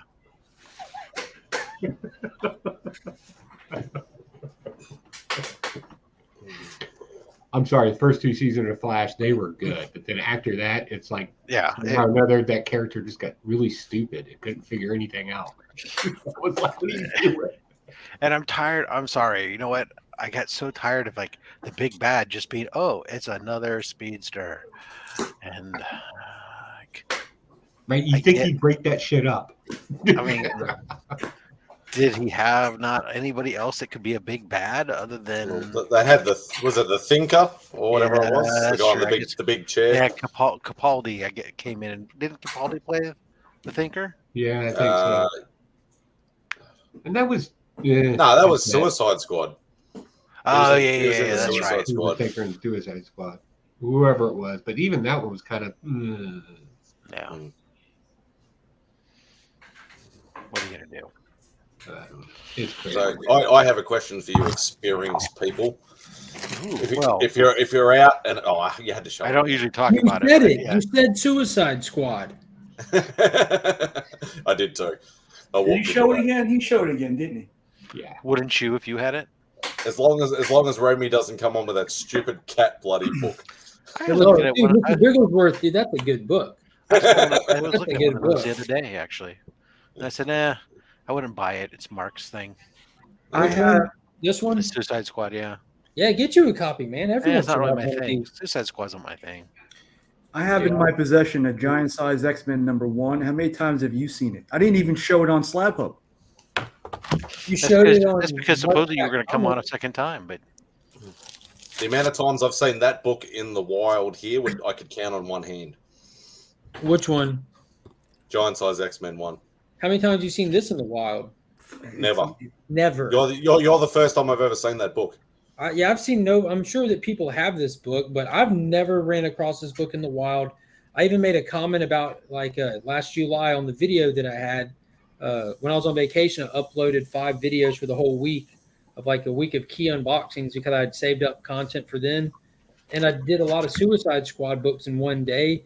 And I had to get a stock image of this talking about how I never see this book and it's kind of priced out for me because you never see low enough grades to be in a shopping price range for me, And the first one that I came across, I jumped on in a low enough grade that was, comparable to what I would be comfortable spending.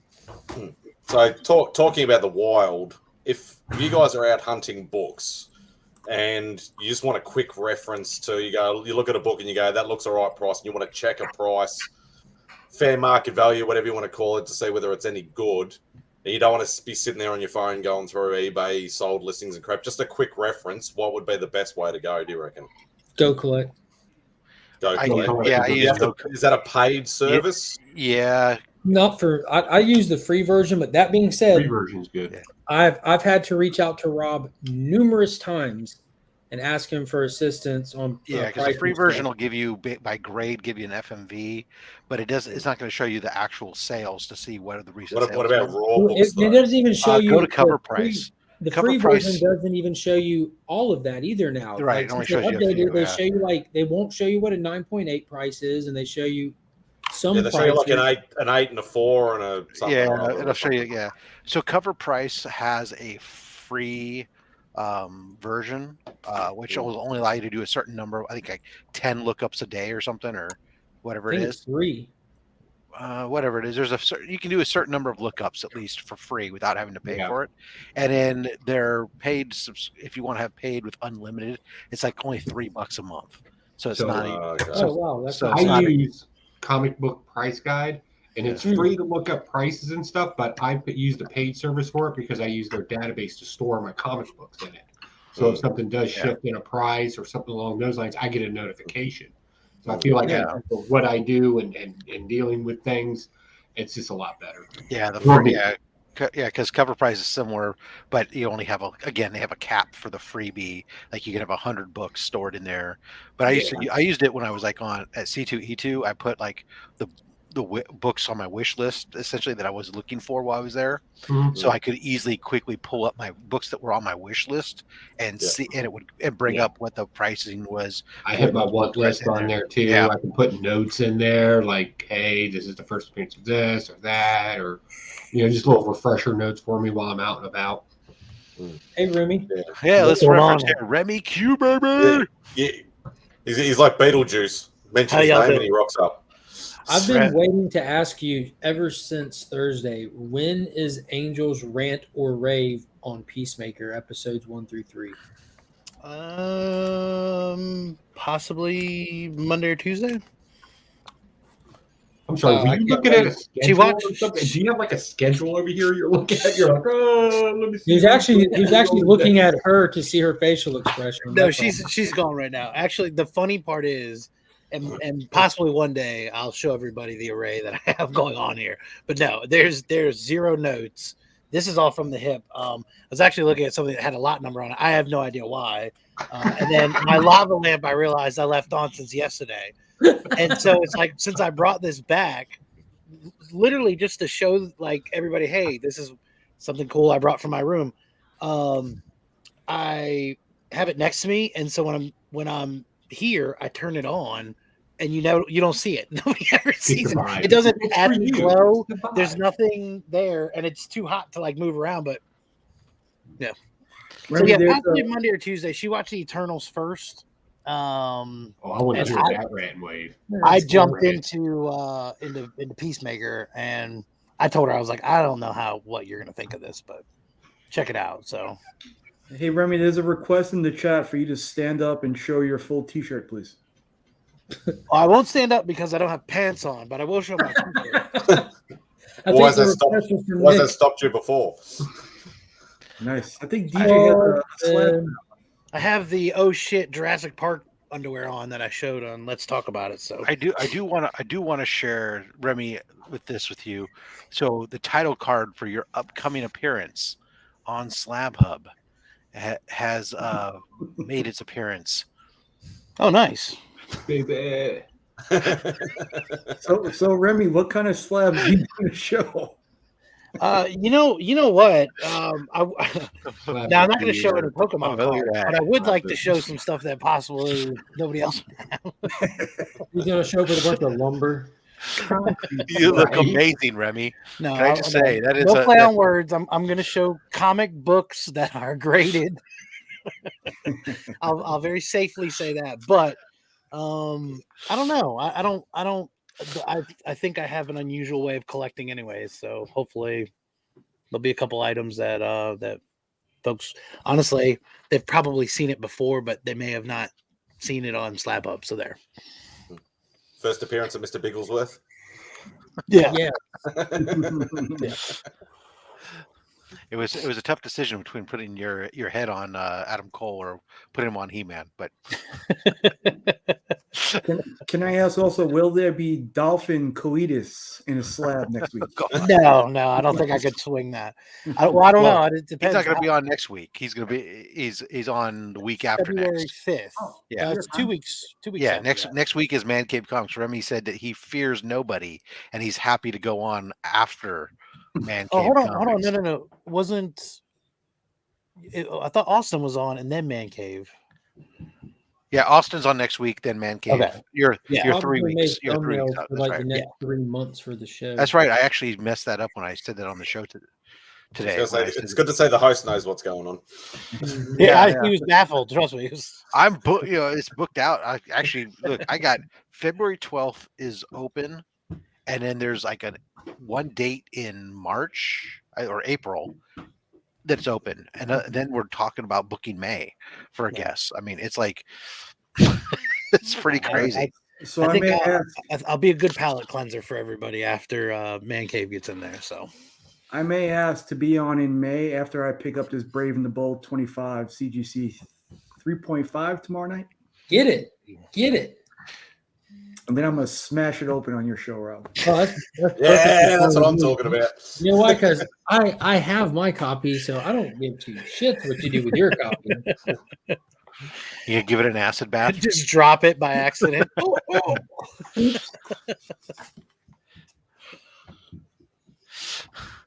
Yeah, no. So yeah. Anyway, so that's my thing. I got to fill that date in February. That'll be my next big one to focus Nick, on. since you're saying mean shit, I do want to just let you know that I hope you are able to find a comic book somewhere someday that brings you just as much joy as this book brings me. Then I hope that comic book gets hit by a fucking bus. It won't. No buses. Well, school buses come down my road. That'd be even worse. You get hit by a bunch of kids. That sucks. No, I don't want Nick to get hit. Just the book. Your Just the books book. gets destroyed. Everybody's lives are tainted. Look at that. Everyone, Yeah, all these man. kids are scarred, and they tell this story for the rest of their No, life. I mean, you really did kick it up a notch, though. I mean, Jesus. I'm talking about defacing my own property tomorrow. You're talking about people. I'm talking about you getting your property defaced too. I'm about to send you an act of love, the first Yeah, ever act of love. Well, I've got an act of revenge, and I'm gonna You can jerk off send in your a way box. real soon here, buddy. Real soon. And don't worry, I'm gonna keep with the proper branding of me, like a little sweet, a little sour.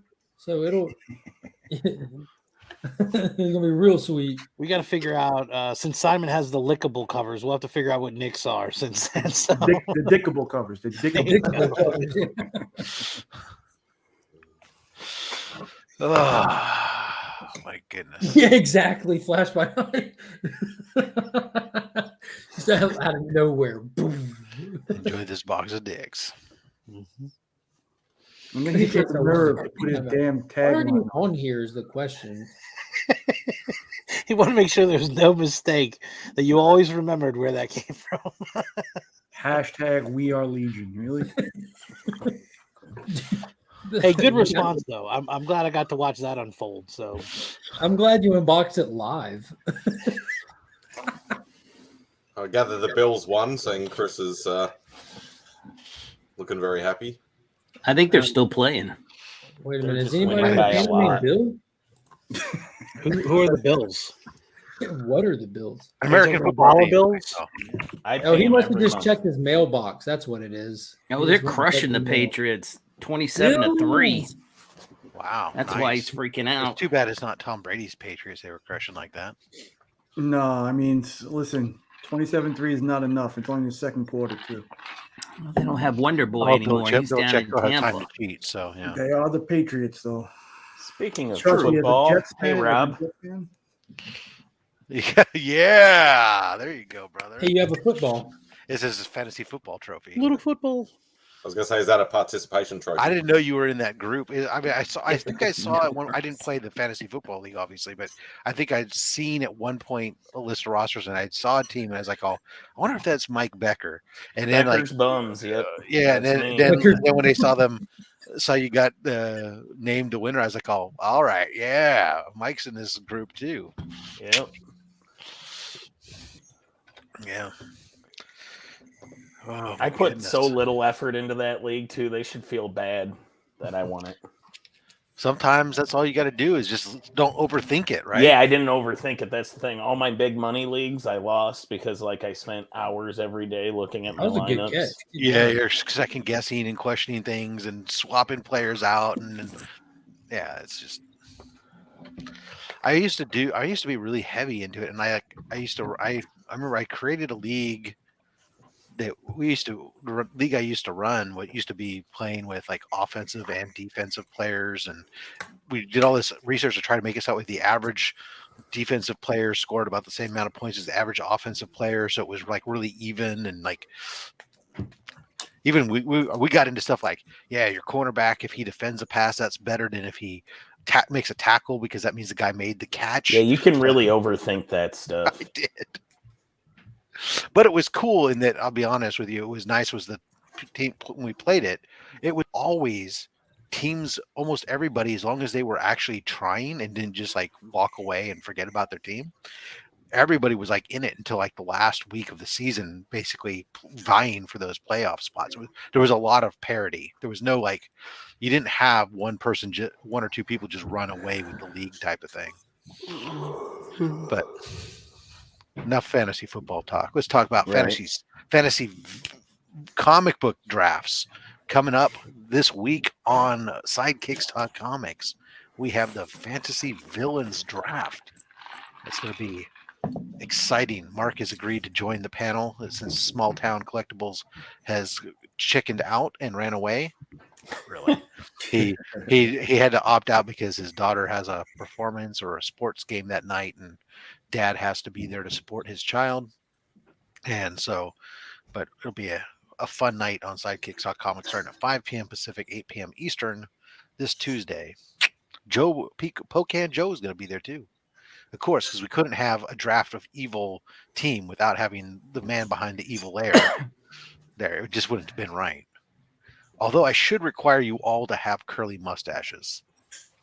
I can arrange that. I can arrange that. Yeah. I'll do it with your brand now. Don't do that. I'll come with the curly mustache and maybe extra eyebrows to really set it off. Nice. Where are you going to get them from? Don't ask me questions you don't know the answer to. You heard of the gorilla mask? Colonel Mustard in the library with the candle. Yeah. The sacrifices I'm willing to make be for Mark Rob. in disguise, and he's going to have a Hulk statue that he bashes on somebody's head real quick. That's a great question, John. How does that work? Well, so what we've done is we've given a scenario that we'll explain during the show, but essentially we have 6 different participants who are going to be on the show, and it's going to be like a fantasy football snake draft essentially, where they'll each get a turn drafting a player. They're drafting 6 people. They're villains from comic book Marvel or DC universe. There'll be some other rules we'll talk about very quickly, but they basically get the draft team, and then the audience is going to help us decide who put together the best team of villains. Oh, wow. And the winner gets I've just bragging been rights. waiting for Nick to call you guys nerds. No, I'm actually the reigning champion of the hero bracket of that. Yeah, I like the hero one. The hero one was How did great. you get on the panel for the next one? I'm about to say, if you're the reigning winner, why aren't you there? I only do good. I don't do anything. Yeah. Want to take my spot? Does Nick need my spot? He can, if he needs to defend his title, he can have my spot, so I don't have to Sharpie my face. But Rob, you tell me to be there, I'll be there. Listen, you're just itching for the rematch of the rig show that did not happen. Dude, I'm happy. Dude, I hope to God someone picks that show back up, because it was funny. Because Vet's in the chat, he was so ecstatic to challenge me onto rigged, and that did not go the way he planned. Like I hit like one of the Marvel ones, and then I clean sweep the DC questions. It was not close. Yeah, no. Now we're really about to find out if he's paying attention to this or only watching the game. He's watching the game. It's in Because the I haven't game. seen anything pop up. It's a bunch of crap. No, it's true crap. It is crap, It's but true. it's absolutely true. It's video recorded and documented on YouTube. But it was really fun. I want to comment how handsome Jim looks again tonight. Have you ever seen him not look handsome? That's He right. He looks extra handsome tonight. Because he's wearing. No, I I wear never pants. I'm not I like never Remy. looked- I do got pants on, but I will. I got no pants on. I didn't Show even mine. notice his shirt. I never looked below his chin or above his nose. If I'm being honest, you guys are lucky I'm wearing boxers. So you're just right watching now. his mouth? Is that you're just watching his mouth? You damn right I am. Yo, that's a purty mouth you have there, boy. That's insane. I have sweat markings on my shirt, and it wasn't from exercise. I was napping. As long as it's not snail trails That's on the probably trail. not good.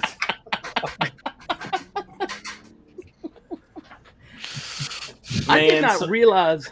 I got so tired taking a nap. I had to Were take you another running nap. outside? Why are you out of breath? I woke up. Oh, I woke up. Yeah, I woke up covered in sweat and shame because I was doing good on my diet all day. Like for breakfast, I had like egg whites and stuff, and like one piece of whole grain toast. And for lunch, I had a salad. And then my wife went to some restaurant like down the street from her house that like got featured in some magazine locally. And I was faced with the dilemma of saying no to a grilled cheese and pork belly sandwich. Oh God! Belly. Next thing I know, I wake up like just covered in sweat and like 8 o'clock at night. And I feel shame. I won't talk about the breakfast I had this morning then. Fuck. I did How brunch. do I break a sweat sleeping? You know, I was trying to figure that out. Joe just said that. I woke up late and then I was like not hungry, and then I realized when I was hungry it was no longer like really morning. I was like, oh shit, what do you eat in the midway? Because I don't do brunch. Hot dogs. I'm usually like, whatever you know, you I'm want. up at 5:30 in the morning every day, so I didn't know what to eat. I was like, You eat whatever you want. yeah, I did eggs and First off, who assigned Country food to ham. specific times a day, anyways? Who You know came what up you do? with that? I'm Here you blaming go, the Dick. British. I Do- think the British do, did it. I'll be the Get yourself British. you do yourself Colonizers. chicken strips and eggs. That way Chicken you ha- strips and egg. There you go. Steak and eggs. But the question is, which do you eat first, the chicken or the egg? See what you did there. Simple answer: take the chicken, dip it in the egg, eat them both together. If the question is when do you eat chicken versus chicken, isn't that really the same thing? Just eat it. Just eat it, yeah. Open up your mouth and feed it. Just look straight at Jim in his mouth and just eat that chicken. Rob with the Weird Al references. Yes. Yes. It doesn't matter. Hard boiled or fried, just eat it. Eat it. I realized today that that my patience is run thin when I was putting together this ridiculous thing. Oh my God, the Lego Venom. Yes. Hold on. I did hold not on, hold expect on. him to pull that up. When This- like, where's this going? And he pulls that out. I got that like a Christmas ago, and I said, you know what?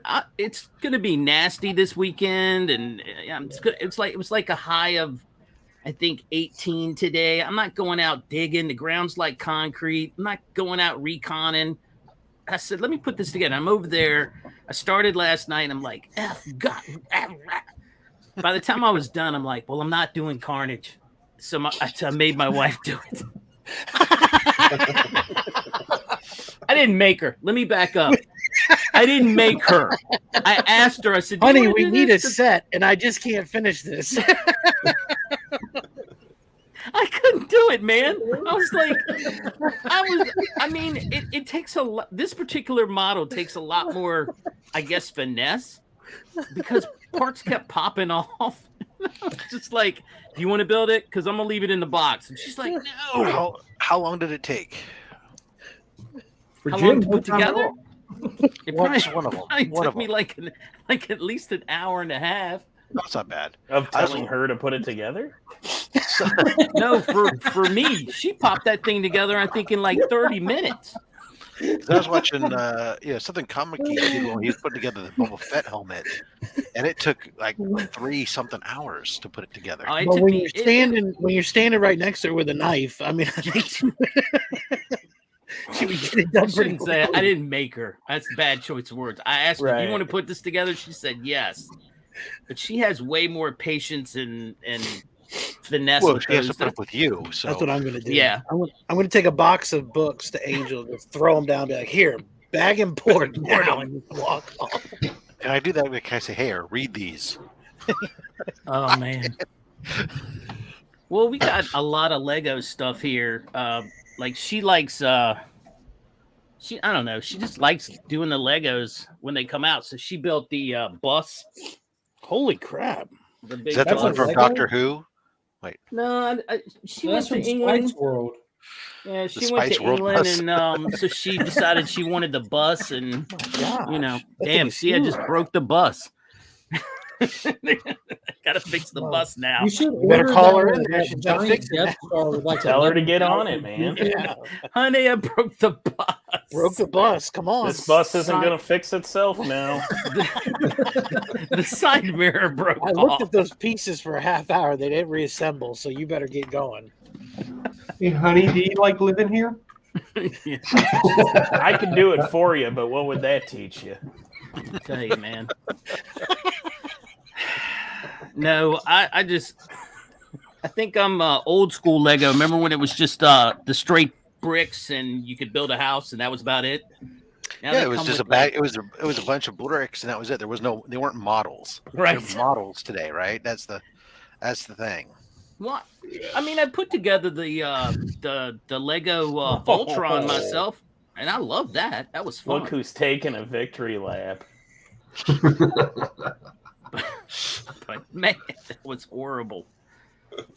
I did watch Comic Book Slab Hub today live. I haven't course. watched it yet, but I'm planning a good comedy that's going to make me laugh. So I don't know that you. I don't know that you can say that you could watch Comic Book Slab Hub today. There wasn't really any comic book. I was listening to it. I didn't actually watch it. I was listening to it, and I was like, "Bravo, sir, bravo." you need to look at Rob's. You need to look at Rob's face in some of it, though. The best part was that Rob's opener like gave Tyler credit that Tyler then just ran through the mud.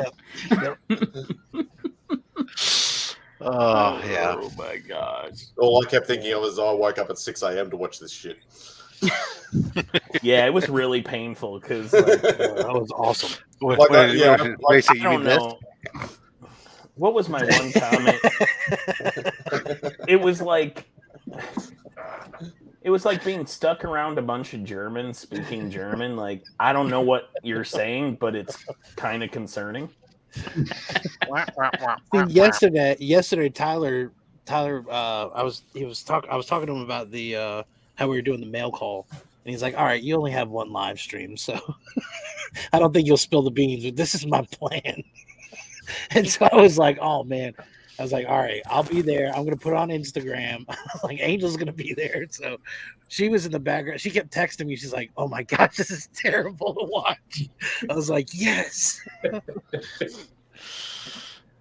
Man, I wasn't sure how long you're going to keep on there. Good job for you, though, Rob. You kept them in there. You stayed awake. I thought you were going to pull a card real quick and be like, wait a minute. There's a flag on the play here. I debated. I tell you, I'll be honest. I really honestly did. I was like, oh, but I was like, you know what? I get what's happening. All right. He took your sweet dream and Just turned go. it into a Just nightmare. You know what, though?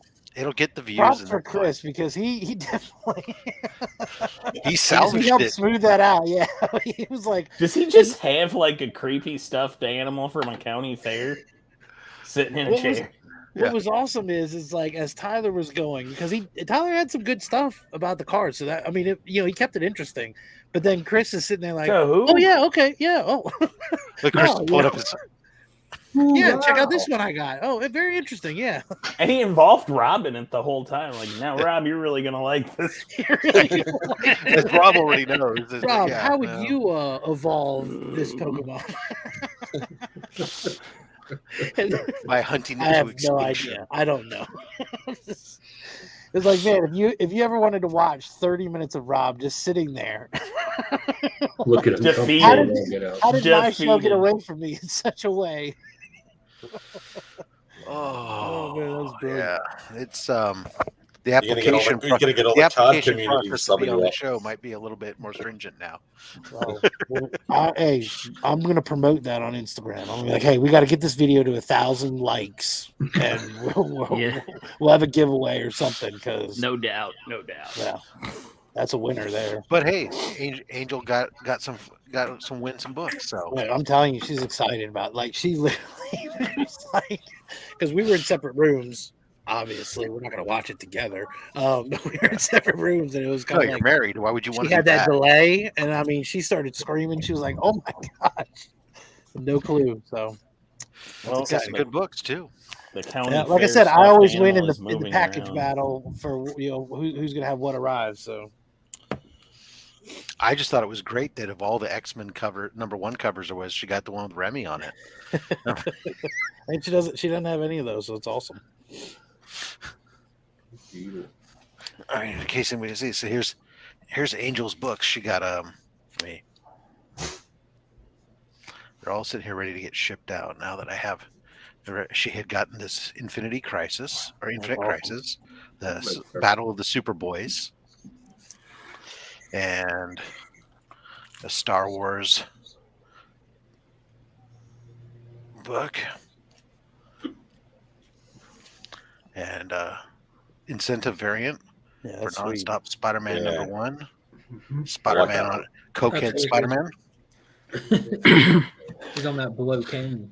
And that's right, the X-Men #1 with Remy on the front. Yeah, that's sweet. Looks just like Remy. And the Death Metal 2, the coolest looking Aquaman since Harpoon Hand. And Dude, X-Force 1 signed that's by awesome. Rob Liefeld. Yeah. Oh, very cool. There's On the some poly cartoons bag. from- Did he signed sign on the bag? He signed the bag. It's still in the poly bag. Yep. Oh man. Douche move. Yeah, that's Rob Liefeld for you. Are you taking that garbage? That's some asshole who's cooking the books for you. That's awesome. But it's okay. It doesn't have a Deadpool card, so I think it's a long shot or something. I don't know. Is the Deadpool card still a thing? To somebody. Yeah, sought after. I have 2. No, I was about to say, I think I've got Oh, 2. why am I so big? Because I don't know how to control my own show. It's a thing for the guy who paid a lot of money for one. It's Right. he's trying to keep it in. For that guy, the big thing. The guy who's got a bunch of them stacked up is like, oh, these ones have the Deadpool card. Yep. It's still X-Force #1. Oh. A lot of Just grow your own X-Force #1. Everybody knows if you put 2 long boxes next to each other, an X-Force #1 just randomly appears in one of the long boxes. or a Turok #1. They will procreate. Yeah. I'm upset because life finds a way. I tried to I picked up one of those Deadpool cards in a trade for Darkhawk #1. I mean, I thought at the time it was a winner, but damn, I was wrong. Oh man, you teased me with that talk about Darkhawk #1. If you have a Darkhawk one, you'll soon have a Sleepwalker #1. Yeah. Sleepwalker #1's hot again. Somebody just went from 6 to midnight. And then if you're lucky, really lucky, Darkhawk plus Sleepwalker equals NFL Super Pro. Oh, Nick, you're getting me. A little Just case sold, of the vapors over here. Sold some Super Pros on the Pop site. Whew, All I came got out around the flushed. same time. All came out around the same time as ASM 361. Mm-hmm. You can't talk about those 3 things right in a row, man. My heart rate gets up. It's like I was taking a nap. New Warriors #1. Oh God, there it is. And Mike needs some time alone. Yeah. What was the Sleepwalker with the eyes? Oh, that was like issue 16, I think. It had like cutout eyes. Yes. Or the Eclipso with the TM Nerdy special, the one with the plastic jewel. Yeah, the little plastic eye jewel, yeah. Money in the bank. That's right. Let's do this. I'll move that way when I put I always loved Fabian's story about how he ended up getting to write NFL Super Pro. Nobody wanted the job, and then he heard whoever took it, the NFL was going to give him season tickets to a team of their choice, and he's a big Jets fan, so he literally wrote NFL Super Pro series for Jets season tickets. Nice. I think I don't people know made which one comics was for more less. worthless. Yeah. Usually they're paid DC staff writers. What but, year would that have been? Because I bet they weren't bad then. 91? No, they were bad. Is that is that Jonathan over there? Oh, I just assumed this was Ty. Yeah. No, Tyler rips his. Oh, I think that's Jonathan's kitchen. He's more finessed. That's exciting to me now. Oh my gosh. Don't That cut the hits it. head off. Yes. Oh my goodness. Oh God, I'm coming. And just Those like are the that, this became a sharpest snuff safety film. scissors I've Oh ever my god. We're gonna cut off real quick. Now, what are you gonna do with it? Oh Jesus! Gonna hang it on the little girl in the back. Oh no, sure. What'd you He's do? like, that was mine, Dad. I think we have an apple pie situation. And a bot situation. Oh, That was man, horrific. that was I don't- bad. Oh my god. Where are the wrenches? Sweet. There. On the way. Awesome. Incredible. Do you want to keep going? Oh, a little Michael Found that Jackson today. drill. Didn't know I had it. Found this today. Didn't know I had it.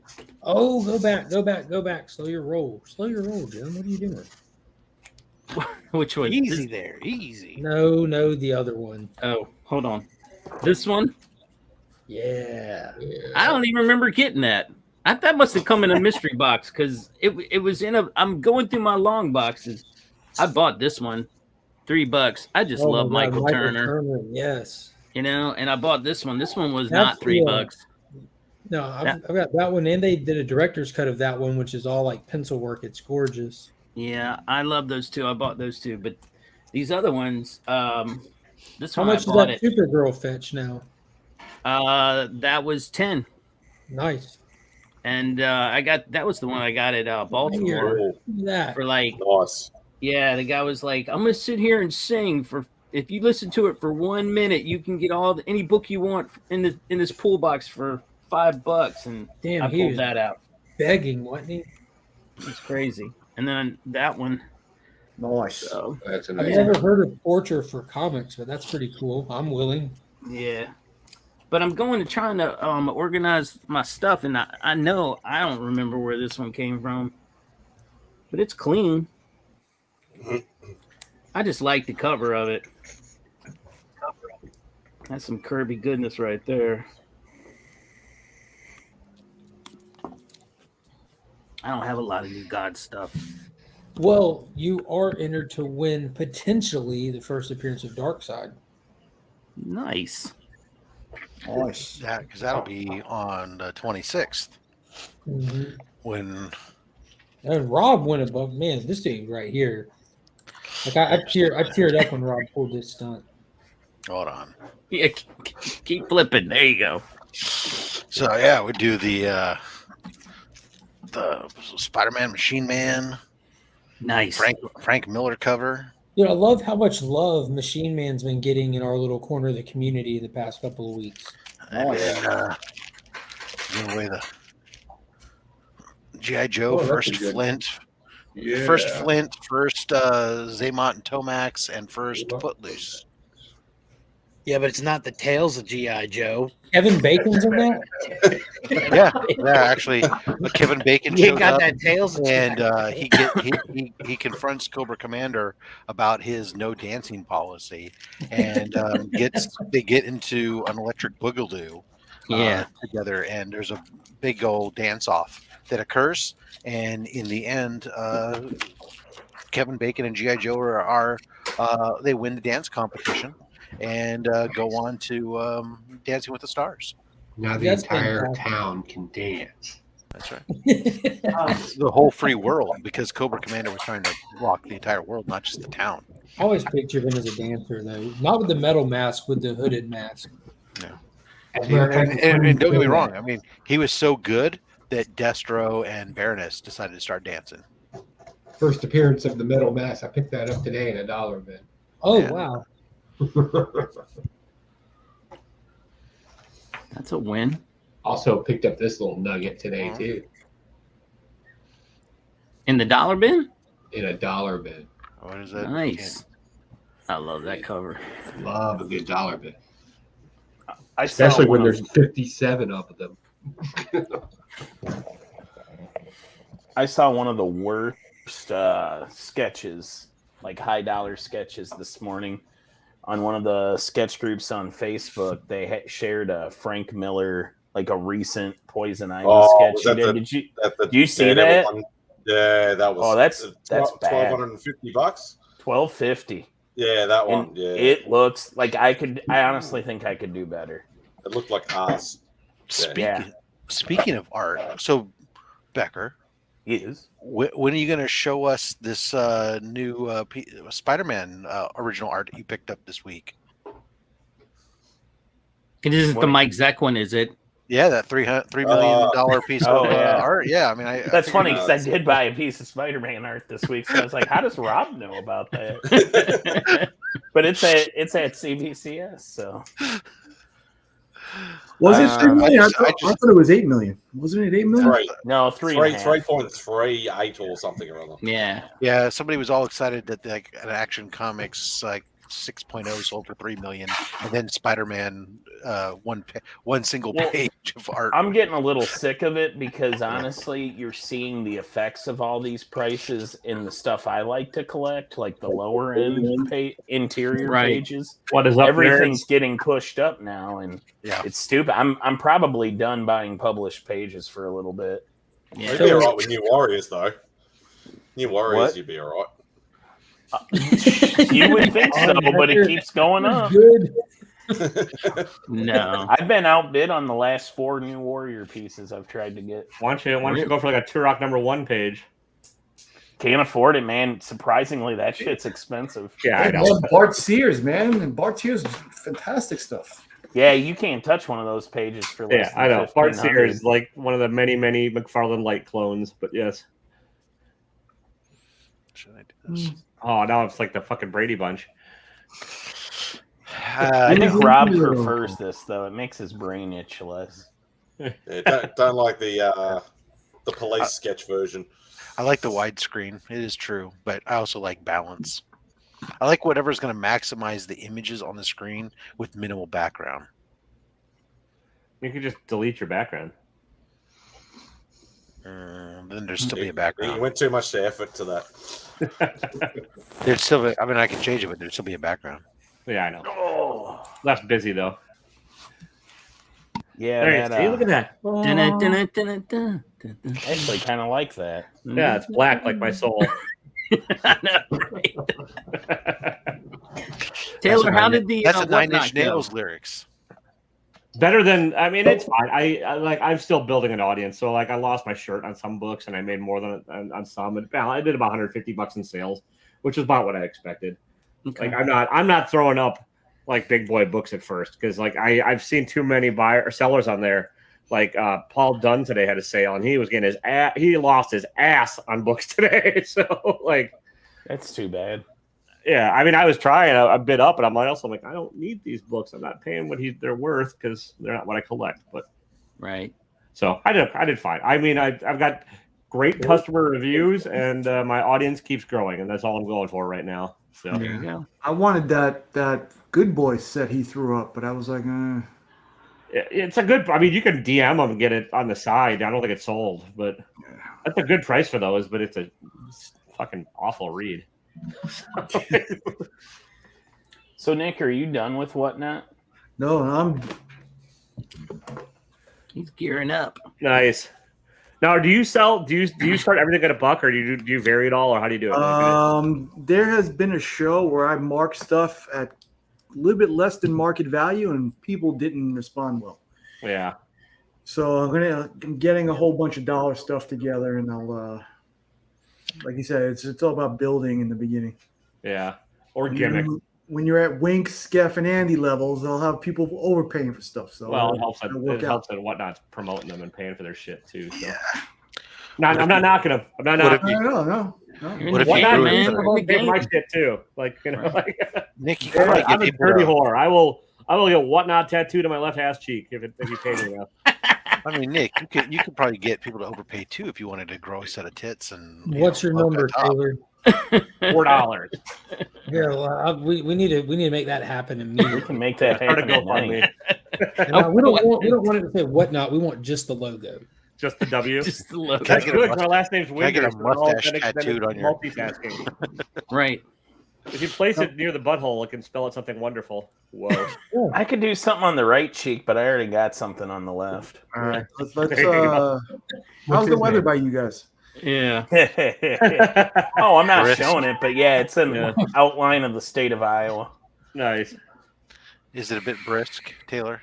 Is What's the Beck nickname north for the Iowa butthole? again? Anyways, it's a little brisk here. Yeah, it'll be perfect playoff weather next weekend. Who do you guys play? It depends on who wins. Yeah, they'll get the lowest seed. Yeah, so it'll be the lowest That's seed. right. So you're That's gonna play right. the Niners. Still left. Yeah. There won't. Yeah, there's no chance of it being Dallas or Tampa next week. That's all I know. Right. But I'm gonna call right now. Packers, Bills, Super Bowl, the two smallest markets. The Didn't Bills are Georgia crushing get them right the- now. Chris is jumping up and Yeah. down. Yeah. So, hey, Mark, I got everything square with Justin. That's man. He sent me some awesome. My books look amazing. He just crushed it. I was like, damn, because I was worried about that vigilante one. I don't think it's gonna come back any like 9.8 or nothing, but he definitely cleaned it up and made it look nicer than I thought it was. Yeah, dude. I sent the ones I sent him. He sent you videos of going over it with the light hitting it, so you can see every little bit of it. And honestly, for me, for first time sending it to another presser, other than CGC, Yeah, excellent experience. Yeah. Excellent experience. though he did text me on Instagram. He DM'd me, and the message made no sense, and I was like, I don't think this is for me. I think it's for somebody else. So I was like, what are you talking about? And it was like an hour or so before I got a response. He's like, oh, I'm sorry. That was supposed to go to someone. It wasn't a dick pic, was it? No, it wasn't a dick pic. Okay, Oh, no. just making sure. That was supposed to go to Mark. Yeah. Yeah. But when I dropped Mark's name, he was like, that's 10% more now.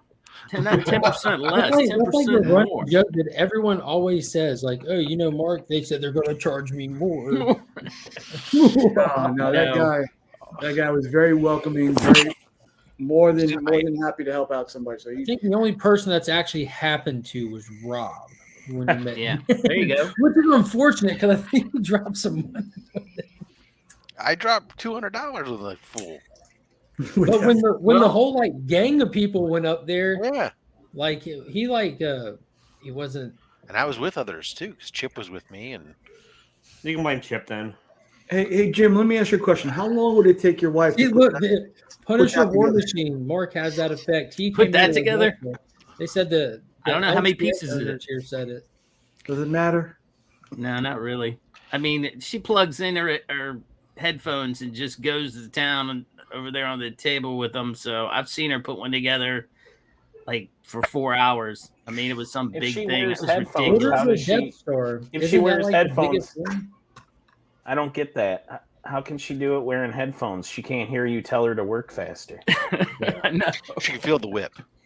All right, I have to start using my words better with you guys. I should know better than this. I think so. The I'll tell you, there's I nothing saw more that. exciting. Oh, that's nice. There's nothing more exciting though when you get a message from your presser and they're excited about the results on a book. Because I got that. Yeah, yesterday I think it was. I got a message from Rogue Trader who's been doing some stuff for me, and he pinged me and he's like, "Oh, dude, you have to let me know what that ASM 50 comes back, because that thing came out beautiful." And it's like, Right. you get excited. You're like, oh wow, if you really thought that came out.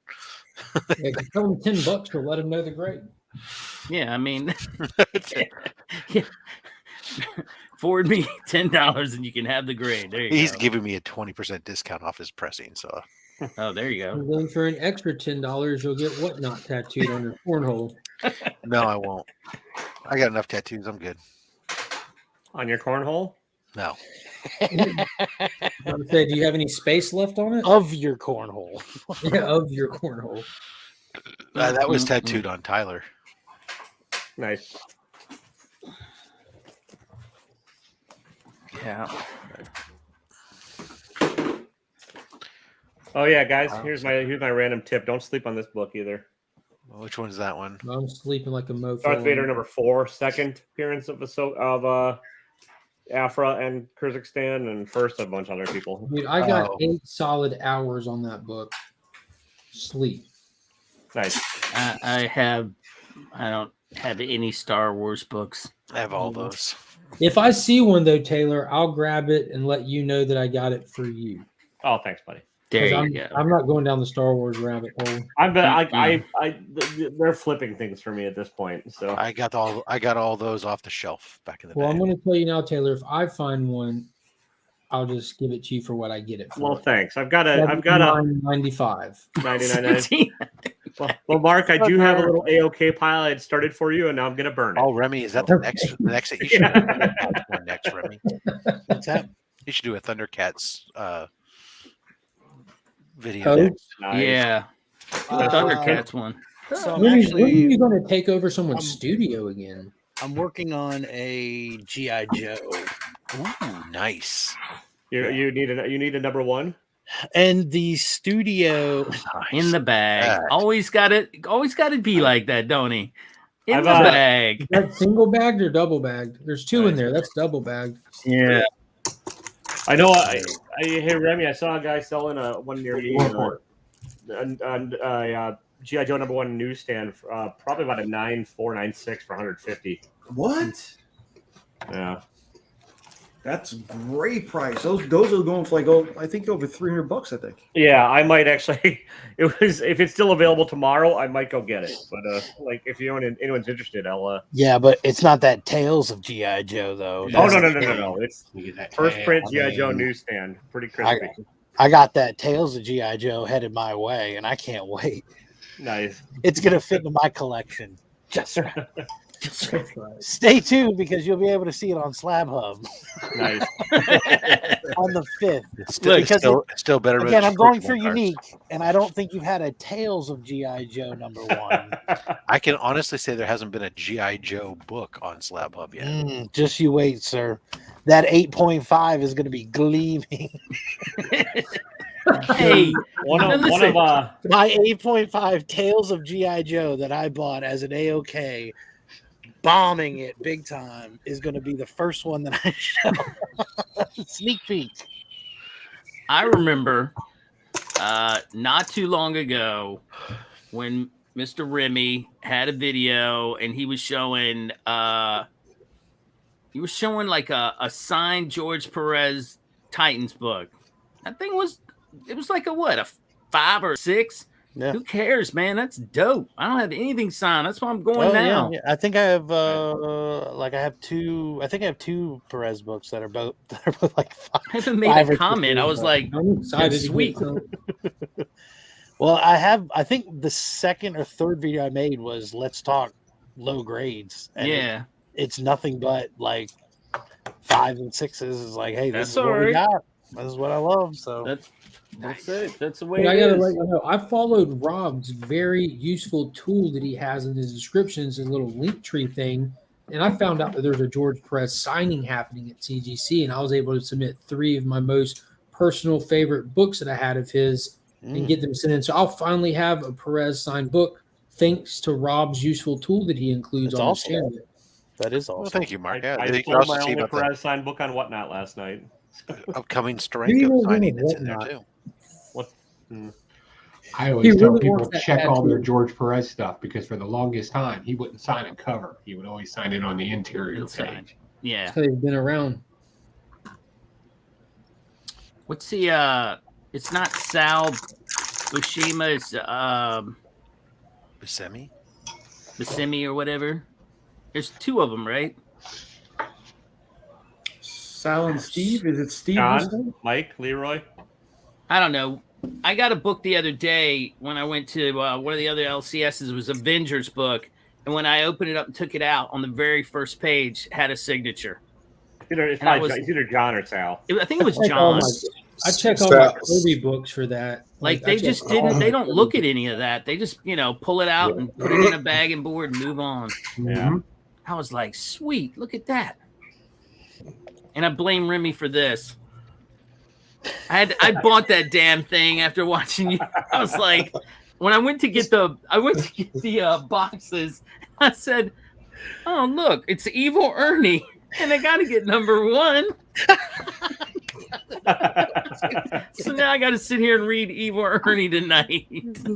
Yep. I was like, "Damn it!" That's the exact trap they got me in. I saw that cover and I was like, "Oh, this all starts with small town, dribbles down from you to someone else." I was like, "Oh, why'd I let Remy talk me into If that?" you look at all my comments to the Don, every time it's like, "Damn you again! I hate this. I don't want to buy these." And there's always one that I'm picking up sometimes. So yeah, but that one, I mean, that that's a cool cover though. yeah, That was a cool cover. So I know there was a Deadpool that's going for big money right now. Yeah, they didn't have that stuff. I don't remember when that came out, but I saw that he was going after a taco or something in a pool, and that was selling for some. Yeah, I saw that. Yeah. Like a Nirvana homage. Yeah, that makes sense. Yeah, I wanted to get that. There was, I think it was Department of Truth has a Queen one that they did. I wanted to get one of those too. Oh, the Department of Truth Queen with the X's on her eyes. Yeah, that's a rare one. Yeah, that was ratioed. None of these damn LCSs. I had to go to 2 different ones to find, just get a couple long boxes that I wanted. Nobody had any boxes. Well, there is a paper shortage. Is there? Yeah. I don't know. I didn't know that. I was just, thought they had rectified that, grew more trees. Oh, Oh, it's just like need to wipe their ass. a shipping thing. The Costco around here, talking about that, actually went back to 1 per customer on the toilet paper thing. People were starting to wig out again. Oh, did you guys get that too over there? Oh, yeah. I mean, during the height of the pandemic, it was like, you could only take, when you went to Costco, you could only take 1 of everything. And then they stopped doing it. And then all of a sudden now they're back to it because... Ours at the moment is like headache stuff, tablets and stuff like that. Everybody's stocking up on that at the moment. So this is my box. All of my boxes are like this. Well, use whatever you got. It's a 12 by 8 by 6, and I found that holds them perfectly. Detergent boxes that carry like 5 or 6 of them, they make great comic book boxes. I tried a diaper box before. Yeah. Didn't work out. Not strong enough. Yeah. I thought it'd be nice with the handles. I was like, oh, this will be nice, but yeah.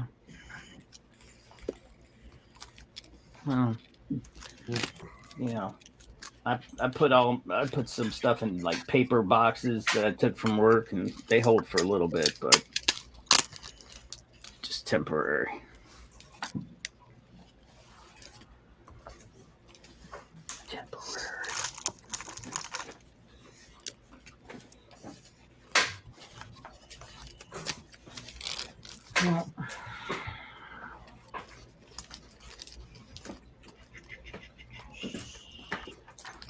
Speaking of comic book storage devices, we were on a live chat not too long ago. So I was looking for a crazy evil layer project. And we came up with the ultimate comic book short box of all time. You all want to hear about it? Yes. Yeah. All right. Now, what we decided to do is the measurements. You can go. The measurements were. The measurements were to be able to hold 3 short box that can hold just about 300 comic books. Dehumidify it using a metal outlined wall, a cedar blocks gap in between it, and then a soft cushion wall on the inside with slots in it. So you can put these comic books in it. A motorized fan to draw out any moisture. The top hinges, it opens up 2 ways, and then it seals.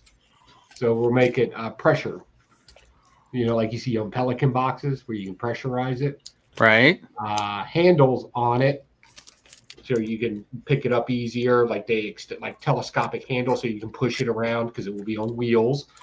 And then also put in the motorization and the sensors for the same thing you use for the luggage that you can will follow a tag on you. You know what I'm talking about, Holy crap! right? And then a few other little additives to it, like hidden compartments that you can hide, like little whiskey bottles and stuff that you can take it into a Comic Con, and then lead line it so it can't be read on the X-rays or anything as you take it in. Yeah. I was going to say, how are you going to get that on the plane? That's not my problem. Yeah, that's not your problem. Yeah, we're just going to completely overdo and over-design the perfect short box. Well, awesome. I'm all for it. Let's make it happen. We're putting the materials list together, and we'll probably start building it probably springtime. So, Joe, I was talking to my brother. I think the only day that he can go to the con down there in Richmond is freaking Sunday. But I may go Saturday and Sunday. I don't know. What day is that again? That's It's in March, right around. I want to say it's the 18th, I think, or 17th, 16th, yeah. 17th, 18th. Something like that. I'll probably. Yeah, it's right around St. Patrick's Day. Yeah, that area. GalaxyCon's a fun con. Like, it's a smaller one, but it's just genuinely fun. Yeah, I just want to go and check it out.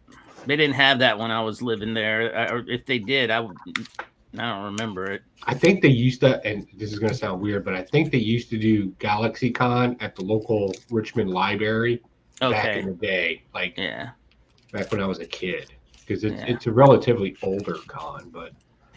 I thought GalaxyCon was a brand name. Like, they have several of them. Yeah, they do. They branch off. They used to have them at the local library down there. Weird. Did you draw that, Rob? That's nice. No, definitely not me. I have no skills. Who seals poly bags with freaking packing tape? Yeah, that's kind of tough. Oh, and then he includes a little. What are we looking at here? What is that? Just a little sketch thing that was included along with this from Carl. Nice. Who did that? Carl. Carl Mullane? No. Hold on. I freaking his name. I was forget. Carl Alstetter. Yeah. Oh, okay. Is he on Instagram or something? Is that somebody? He has a website. So it's like right here. I get I got him some from him in an IRF box one time, and he had like a thing to his website and like discounts and whatnot. And nice. But like, oh wow. So he's got. He doesn't have a lot of stuff up there, but I mean, like, like I bought it was $40. How much is that Spider-Man Black Cat right there? That looks pretty this good. One? Huh. 55. That's not bad. Oh yeah, that's pretty cheap. Yeah. Yeah, it's just like some stuff I mean, the books aren't going to get you 9/8. They're usually the books have little things, but I mean, if you're just getting art stuff on it, who cares, right? Yeah, I mean, I really don't, but I like that. There's some clean lines on that. That looks good. Like, I mean, this.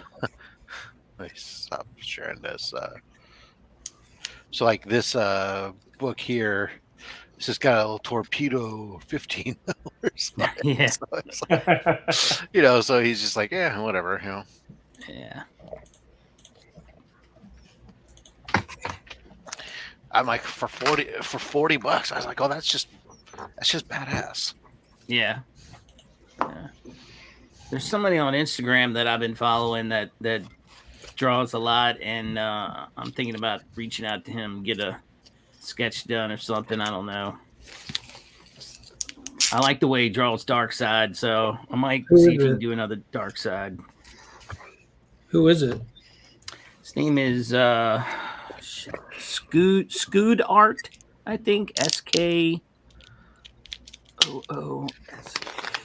Or Scoots or something. Scoots, I think I know. Scoots, I think I know what you Scoots mean. art. Scoots Yeah. McMahon. Scoot Starnes is his Scoots name. is what my dog does on the rug. And you can look Dude, it up he's on Instagram. fantastic. Oh my god. I mean, look at that dark side. That's That pretty dark cool. side is insane. Yeah, I was thinking about reaching out to him to get him to draw me something. I wonder what kind of prices he does. I think that dark side was only like $60. I mean, Hey, Simon. Simple Simon. It's a good show tonight, Simon. Yeah. Maybe one day I'll be invited. I'll put in a good word for you, Remy. That's what I need. I need to get an Aussie on my side. Thank you, sir. Remy doesn't sound bitter at all. Speaking of which, apparently I'm going to be on Whack I mean, Hack this week. it's a show about collectibles, right? I just grab something here and show it. And They've you'll probably have never anything seen like a it lava again. lamp. You should show them a lava lamp. You don't have to be prepared at all. You just got to sit there waiting.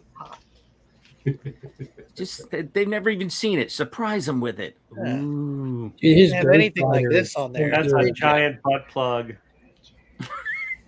very hot butt plug. Is it lickable? Wait.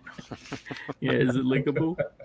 And that Joker's cool too that he did there, Mark. Did you see the Ghost Rider he did down the way? Yeah.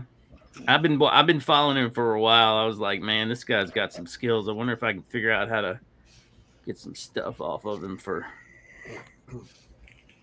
I don't know.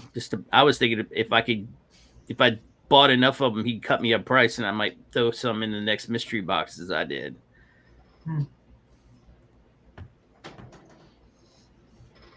That reminds me.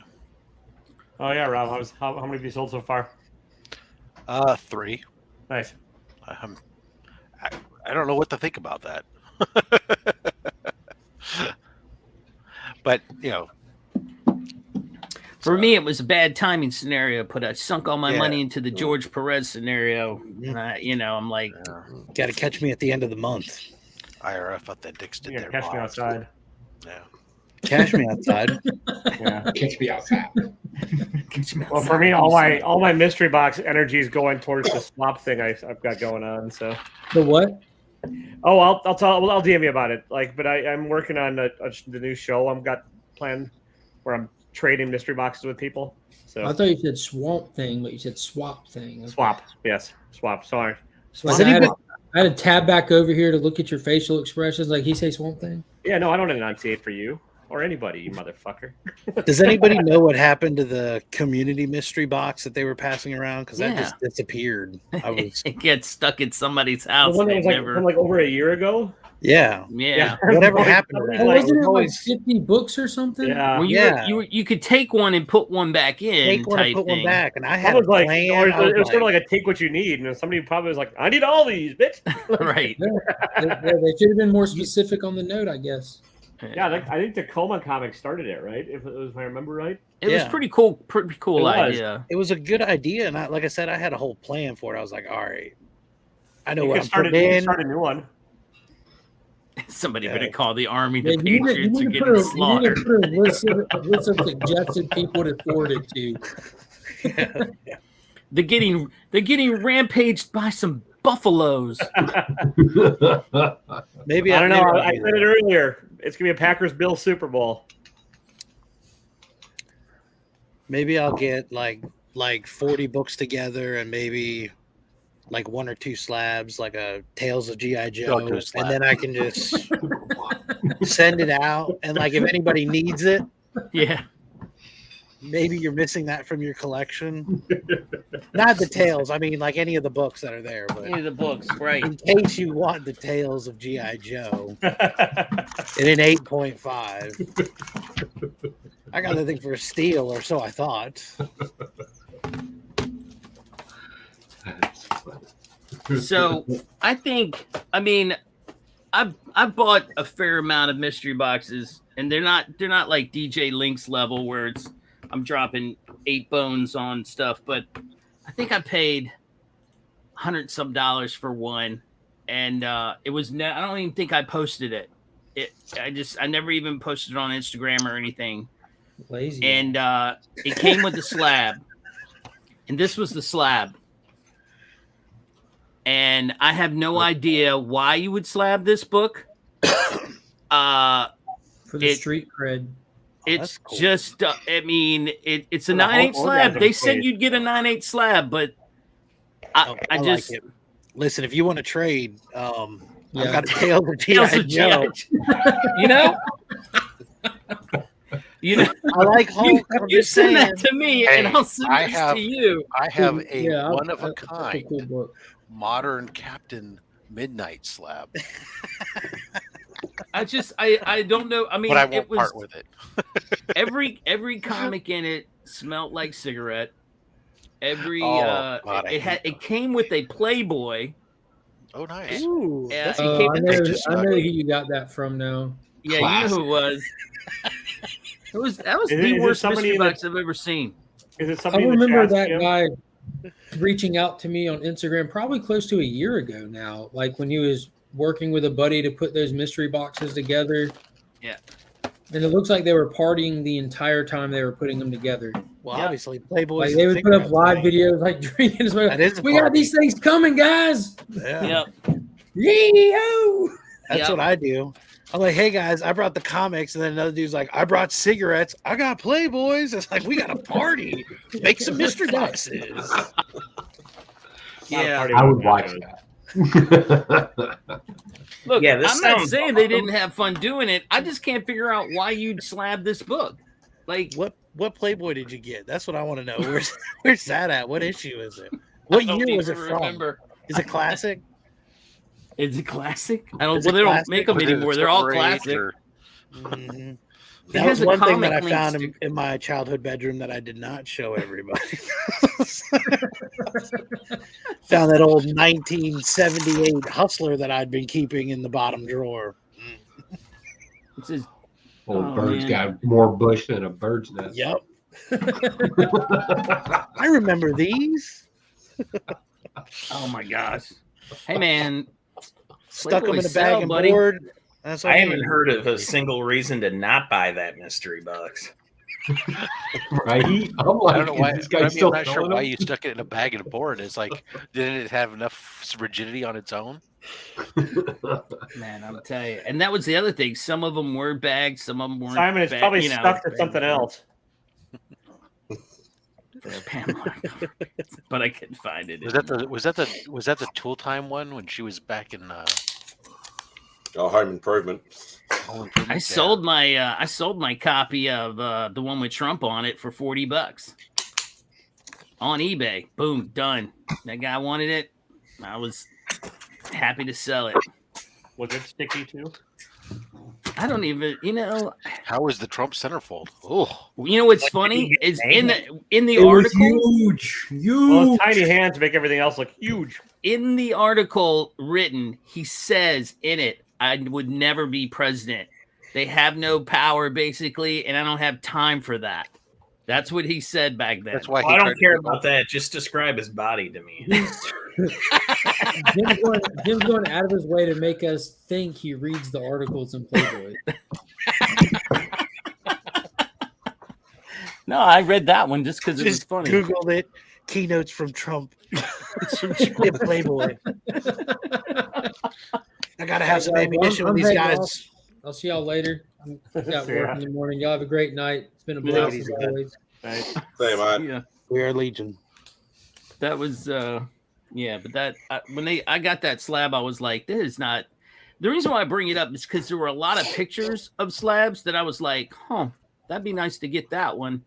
I never saw a picture of that slab in any of them. No, none of them. So did you pay $777 for that box? No, but that's not the point. I mean, it's just Jim, all I can guarantee is that every picture that was photographed in my previews is in those boxes. Right. That's the way it should be. I mean, don't put something up there that you're not willing to leave. But I really want to go and watch Sin City Wink's channel. Yeah. And hear what Taylor and DJ have to say. Yeah, they both were on there. I didn't see that yet. I was more polite than I probably should have been, but you know.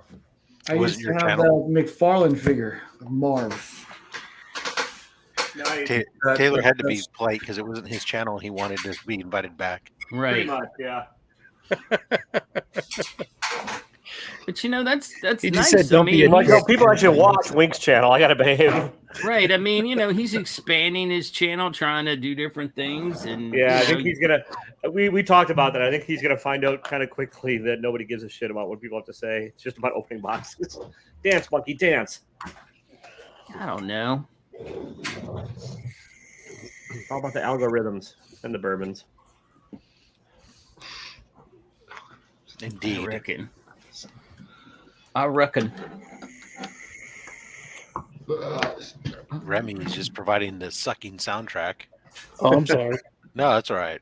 We needed that earlier. Somebody. I didn't have it for the Yeah. Taylor Totally, I'm show. totally judging you.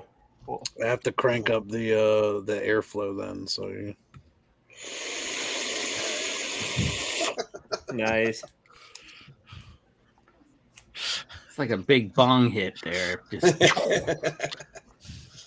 I was reading the article today suggesting that potentially that cannabis could prevent COVID-19, and I thought to myself, well, I guess we'll have to put that to the experiment. I think we know who came up with that article. It came out of the University of Oregon, actually. Yeah, I'm sure it did. Another state. This shit would cure freaking cancer, man. Yeah. COVID? Hell yeah! I tried drinking my own pee. That didn't work. So I'm gonna get high and try drinking my own pee. It's not that it prevents it or does anything. It's just that it's not that it cures it. It's just that it might prevent it. Right. COVID-19. Yeah. So Yeah, go what it on was. orange. Yeah, it's Yes. it's correct. Guess your lungs are too busy doing something else. You can't. I was gonna say, yeah, one guy's been in his living room for the last 2 years. He hasn't got it yet. He's like, man, I know why I haven't gotten it. Yeah. I can't get I know what it COVID. is. Says the guy that's been hotboxing for the past. I've been door dashing McDonald's and Taco Bell and smoking weed the whole time. I'm good to go.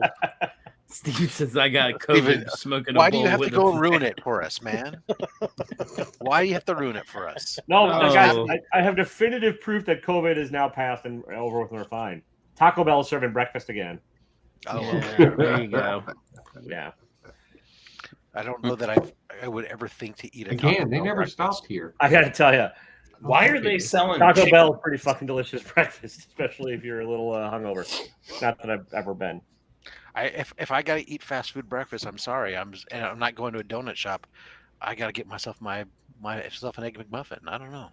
That's just me. Well, McGriddle's better than Egg McMuffin, and I'll fight you to the death over Well, that. no, because McGriddle is a disgusting piece of stuff that I haven't decided if I like it or not. But an egg McMuffin, where you Which is what replace- you want out of a fast food breakfast. That's why I get egg McMuffin, but I have them replace it with real bacon instead of that fake Canadian stuff. Yeah, I no, missed you that don't- you chicken don't fucking- sandwich. you That don't- was just 2 patties for the bun. It was like that's Oh, the my KFC, favorite. the double down. Yeah. That was a sandwich that I 2 just- chicken patties with like cheese and bacon in the middle and ham. then Yeah. No, there was no bread. You can still order. It's on the secret menu there because they have. Yeah, so the sandwich. This they whole make- time. So they make a version of that sandwich which is served between Reminder. 2 Hawaiian style buns. Pick up chicken sandwich tomorrow. Yeah. So you go there. They have, I forget what it's called, but they I have still DoorDash them tonight, Randy. they have a sandwich that's a Hawaiian style roll with a single patty and the stuff. But if you order the double down, it's like a secret menu item because they still have all the stuff that they make it together. It's like, I don't know. Are you sure that's not a thing over there? Yeah, it probably is. oh, I know. So I love that double down, man. That was the greatest sandwich ever. No. You could say you're low carb in it. I Because think it's disgusting. no bread. Bun ain't meat nor cheese. No, I think that. Listen, the double down was fine, but just give me a goddamn hot Popeyes chicken sandwich, and I'm a happy man. I'll just take the chicken. Give me that spicy chicken on the bone. That stuff's like crack cocaine. Yeah, but then I keep my fingers clean by putting it in a sandwich. Nah, sandwich is good. Sandwich is good, but I'd rather just give me a whole fucking fried chicken and 2 slices of white bread. Wait, no. Beckerman, You got some biscuits there, buddy? What was the name of that place, Beckerman, That was that Blues you with Brothers the Chocolate. spaghetti and Pass them over, brother. Hey. you know? Oh, Jollibee? Yeah, I looked that up. I was like, I just can't get into that. Are those Tim Tams? The Filipino fast food place. Yeah, I don't Panda know and why. I were talking about it the one day. Speaking of Panda, he's going to be riding around in the back seat of my car tomorrow with my wife in the front seat. I'm just wondering about how smart I was on this one. Yeah. At least he's not riding in the back seat with Well, you're driving them both. Yeah. You gotta Like, watch out for high, that. high percentage of DNA being left in there. All of dude. a sudden, you're having to like put on the defogger, you know, because your windows are all getting. Hey, there he is. What's There's up, only That's right. one He fast came food in to item talk that about I to eat. support the double down love. That's White Castle. That's the only fast food I eat. Fuck no! You should never steam a hamburger, you dirty bastard. but tell Yeah, us. so that didn't change anything. That's the only fast food I eat. Steamed hams. Nice Simpsons reference, Rob. That's why when I was in Chicago and there was actually one right around the corner, well, I ate there 3 times. I feel sorry for anybody that doesn't live near a Culver's. That's all I'm saying. I love Culver's. Fuck yeah.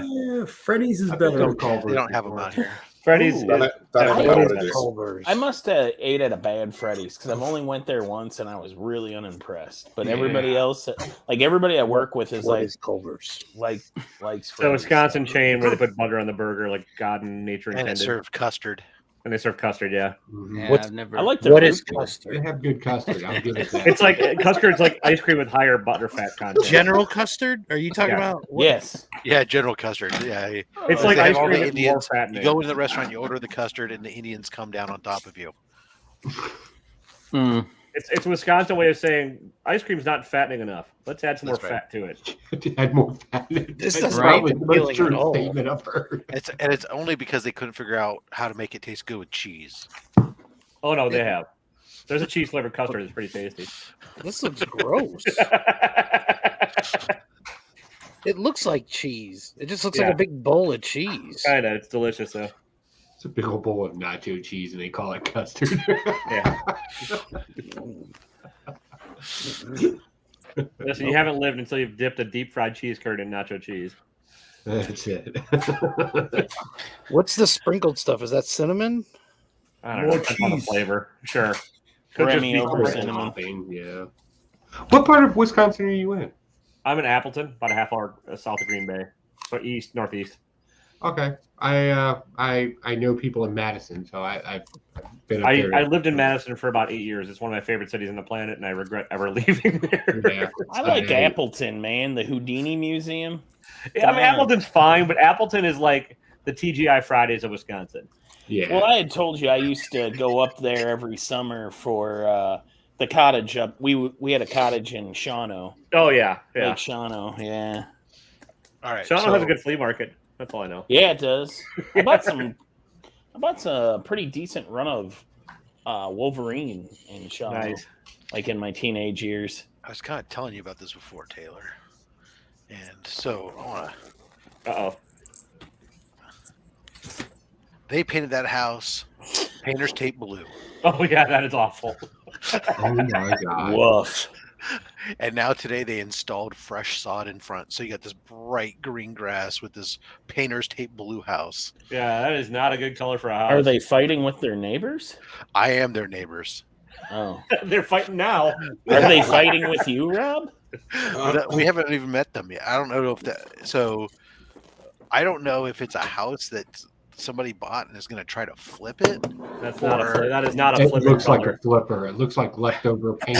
I was just gonna say somebody got a Yeah. deal. That's exactly what that is. Yeah, they're like, I gotta cover this amount. What do you Everything got? that they're doing, from the way they put they came up and tore out the old grass and then put the bricks around the tree to make it this little thing. Everything they're doing is like the little small things that cost nothing to try to make it Yeah. look fancier. The only way they would gain my respect is if the lawn they put in tomorrow is actually AstroTurf. You know what? And as I'm looking at it, the house still has like the door, the lock on the the realtor. lock Lock on the doorknob. It's Yeah. You know what you should do, Rob? Get a sign that says "It's a boy" and then put it in their lawn. just to give them a hint, like blue, really. Dude, everybody's like, so the whole neighborhood, like, the rest of the neighborhood is like the houses are like earth tones. We get a lot of direct sun. They're light colored earth tones that reflect heat. And so this is gonna, just absorb it like there's no more. Everybody in the neighborhood's got to go out and talk. What the? Even the mailman walked up to me today and goes like, or the other day, he goes like, what the hell? Just like, Yeah, I just saw it on my other screen because there's a delay. That doesn't even look like exterior paint. It No, looks it like looks- spray on it looks- bed liner. it looks like at best it's like a trim. Yeah, Like it's a trim color, but you say, oh, I got a lot of this. That's horrible. that's awful. Yeah. And it might look okay if it was on wood paneling, but it's on stucco. If it was stuck on like a beachfront and it was on stilts, 'cause that's what Yeah, they because- always do with those There you houses go. down Yeah. there. They Because, always I make them mean, that it's- blue and put Yeah, them you're on right. stilts. Yeah, Yeah, no, that is bad. it's definitely more like Outer Banks. Like Yeah, that's Yeah, I got Outer you. Banks, Nags, all through there. Oh yeah, that doesn't. Yeah, the stucco makes it look terrible. I didn't notice how splotchy it looked. Yeah, Patchy. What they need to do is trim everything in gold and call it a superhero house. Yeah, see, they put this like all this little brickwork out and replace Yeah, the front door, That I replace actually the understand. garage I don't door. for the erosion, but yeah, that's horrible.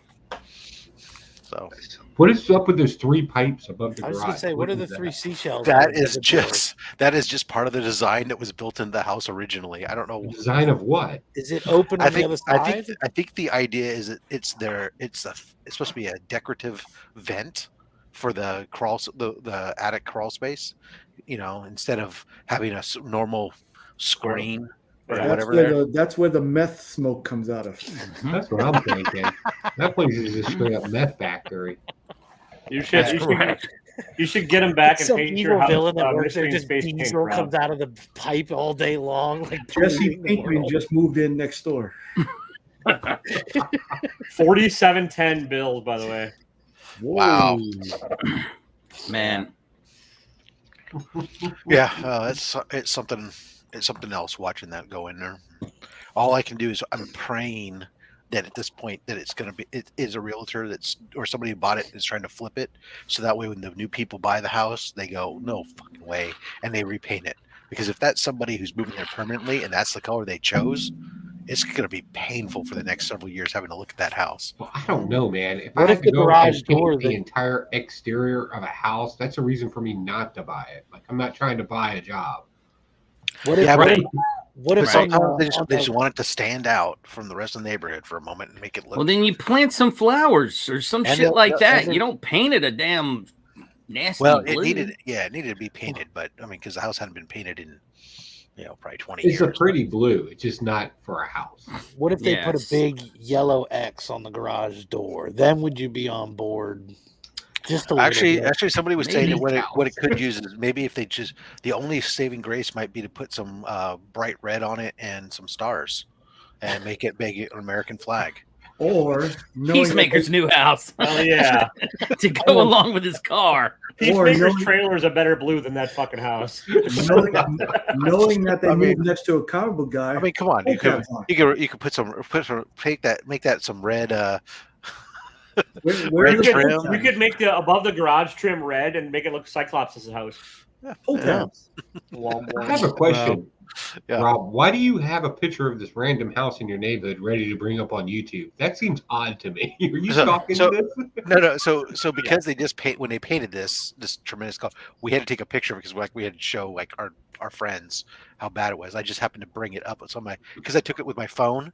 It's therefore automatically uploads to my But cloud. maybe you were putting When cameras you in took the that plane. picture? Yes. Wow, I thought that was like a like a realtor picture, man. That's a good No, picture. I just walked out in Damn. front of the house real quick and hit snap on my Oh phone. no, you got a perfect shot, like it's a perfect angle and everything. You're selling that thing right now. Somebody look, Bookworm right there. It's his house. Yeah, Bookworm says it's his house. Once the lawn is in the flowers, yeah, it'll be like really He brings up another good point. The only thing I that's thought missing for is sure the you green pulled that grass and offline. pink flamingos. there you go. Well, we get Pink some pink flamingos would flamingos. actually help it. Pink Then, flamingos would make it look like Ooh. purposeful. yeah, because then Mark would want to buy it. Yeah. So in Flamingos.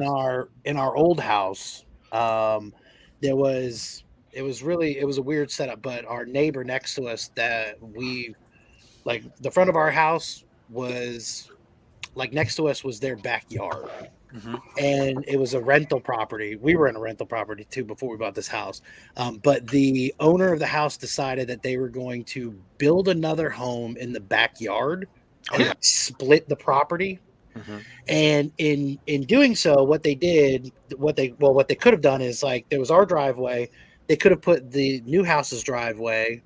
It would have had the new house, and then it could have been the other backyard for that house. But instead of putting the driveway next to ours, they put the house next to our driveway. And I'm serious, it was like 4.5 feet from our house. Like, it was zoning just enough that they could like pass, so I guess. just barely past zoning. So it was like, and the house that we were in, again, it was a rental. It was a really small house, and this was like a gigantic house. And like, you could like look in and everything. Like, it was really, I was like, oh, but it pissed me off because they were when they were trying to sell it, they didn't like stuff in my backyard. And quite frankly, I'm American. When I want to put in my backyard, you can.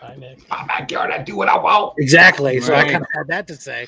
But needless to say, they called the county. And so we invested in between 25 and 30 pink flamingos of all sizes. Nice. And I said, we're going to line in our little 6 inches that you left us a property on the side. I'm gonna put pink flamingos all right here, and then you can sell the house, and they'll know that their neighbors are gonna love them. And so, I did that. I mean, we ended up moving out, but now I still have pink flamingos in the basement. So it's like, I don't know what the hell I'm doing with these flamingos now, but I can't return them. It seems like in that future episode of something. I mean, we've talked about having like a redneck party or something and putting out because, like, hey, I'll come down for that. I'll eat and holler. Here's wear the your only cutoffs and bring some food. The only thing that I can't get about this whole thing is, like, if this is to be flipped, okay, they paid $1.2 million for this house. Yeah, that's okay. That means that this means that they're going to have to try to clear 1.4 or more afterwards just to cover their expenses. Yeah, quickly. Yeah, they're not going to be able to. It's also like, unless they're. It's the house next to That does not look like It was a $1 back million on the file, and they painted it that blue. Property could have been a tax lien. Almost like that house in Glen Waverley. No, it wasn't. It wasn't a tax lien. Yeah. I know because we know the owners previously, and they That house sucks. They were so it's a 4-bedroom. I think it's just under 1,400 square feet. And it's on an interior corner. So the backyard is a really weird L shape. And the front yard is super narrow. No, you can't even park a car in front of your house because of the way it is. But the owners of the house previously, it was a old couple that used to work at Lockheed, and they were foster parents for special needs kids. So they'd spent all their money was on. They had several foster kids. They were taking all their money went into taking care of the special needs for the kids. So the house had deferred maintenance. It was all the original interior from the 1960s and everything else. I went through it when it was an open house, and it was just really trashed. I mean, actually, they had the couple that they took out, they moved out what they wanted in it, and they left behind a whole bunch of stuff inside. And the realtor just opened up the doors one day, had a free day, just come in and take whatever you want. And people, to try to get rid of as much of the stuff as possible. I would have started ripping copper piping and wire out of the wall. Yeah. Honestly, Rob, it sounds like you've had more interactions with your neighbors in like a week than I have in my entire life. Well, so these people, whoever bought this house, I don't know. I've never met them or anything else.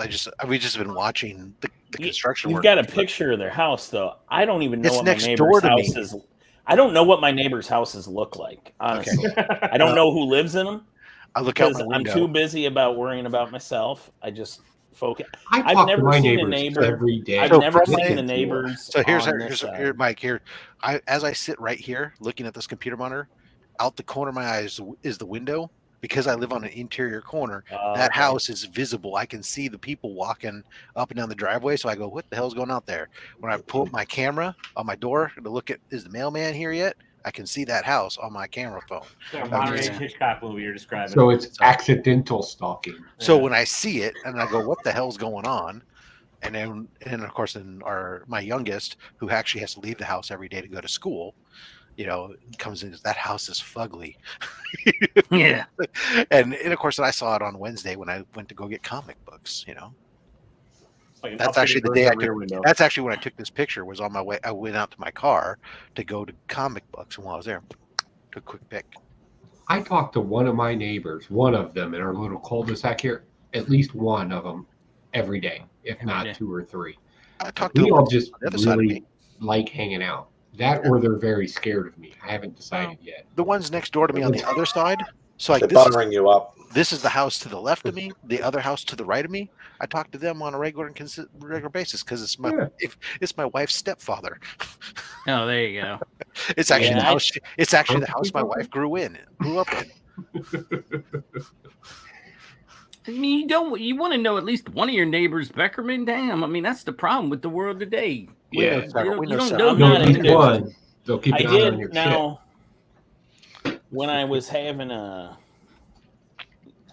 over 10 years ago, I had a pretty bad drinking problem, and I lived in a house that unfortunately looked like a couple of my neighbors' houses, and I did enter somebody's home accidentally and passed out drunk in the living room. Oof. Okay. And they were cool about it.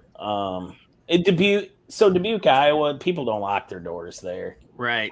We never did either, and so that would be like a time. And that's how I found out. I ended up knowing the guy, the dad of. We had worked together in high school at a Village Inn. He was several years older than me, but I thought I had recognized him before. But he knew who I was the whole time, and Right. You're the neighbor that. Yeah. I mean. Yeah. Kids don't go near his. They did the same. So the guy, there's a house. My house is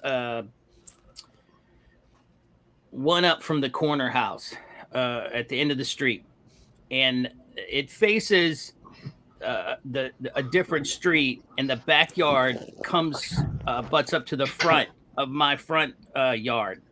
And when we moved in, it had this big, huge line of trees. I never had to see those people or anything. So it was a little old lady, and I remember she was out in the backyard for something. And when we first moved in, I went over and helped her move something. She needed help in it, and that house was pretty rough. It was like what you were talking about. Like she hadn't upgraded anything. It needed a lot of work.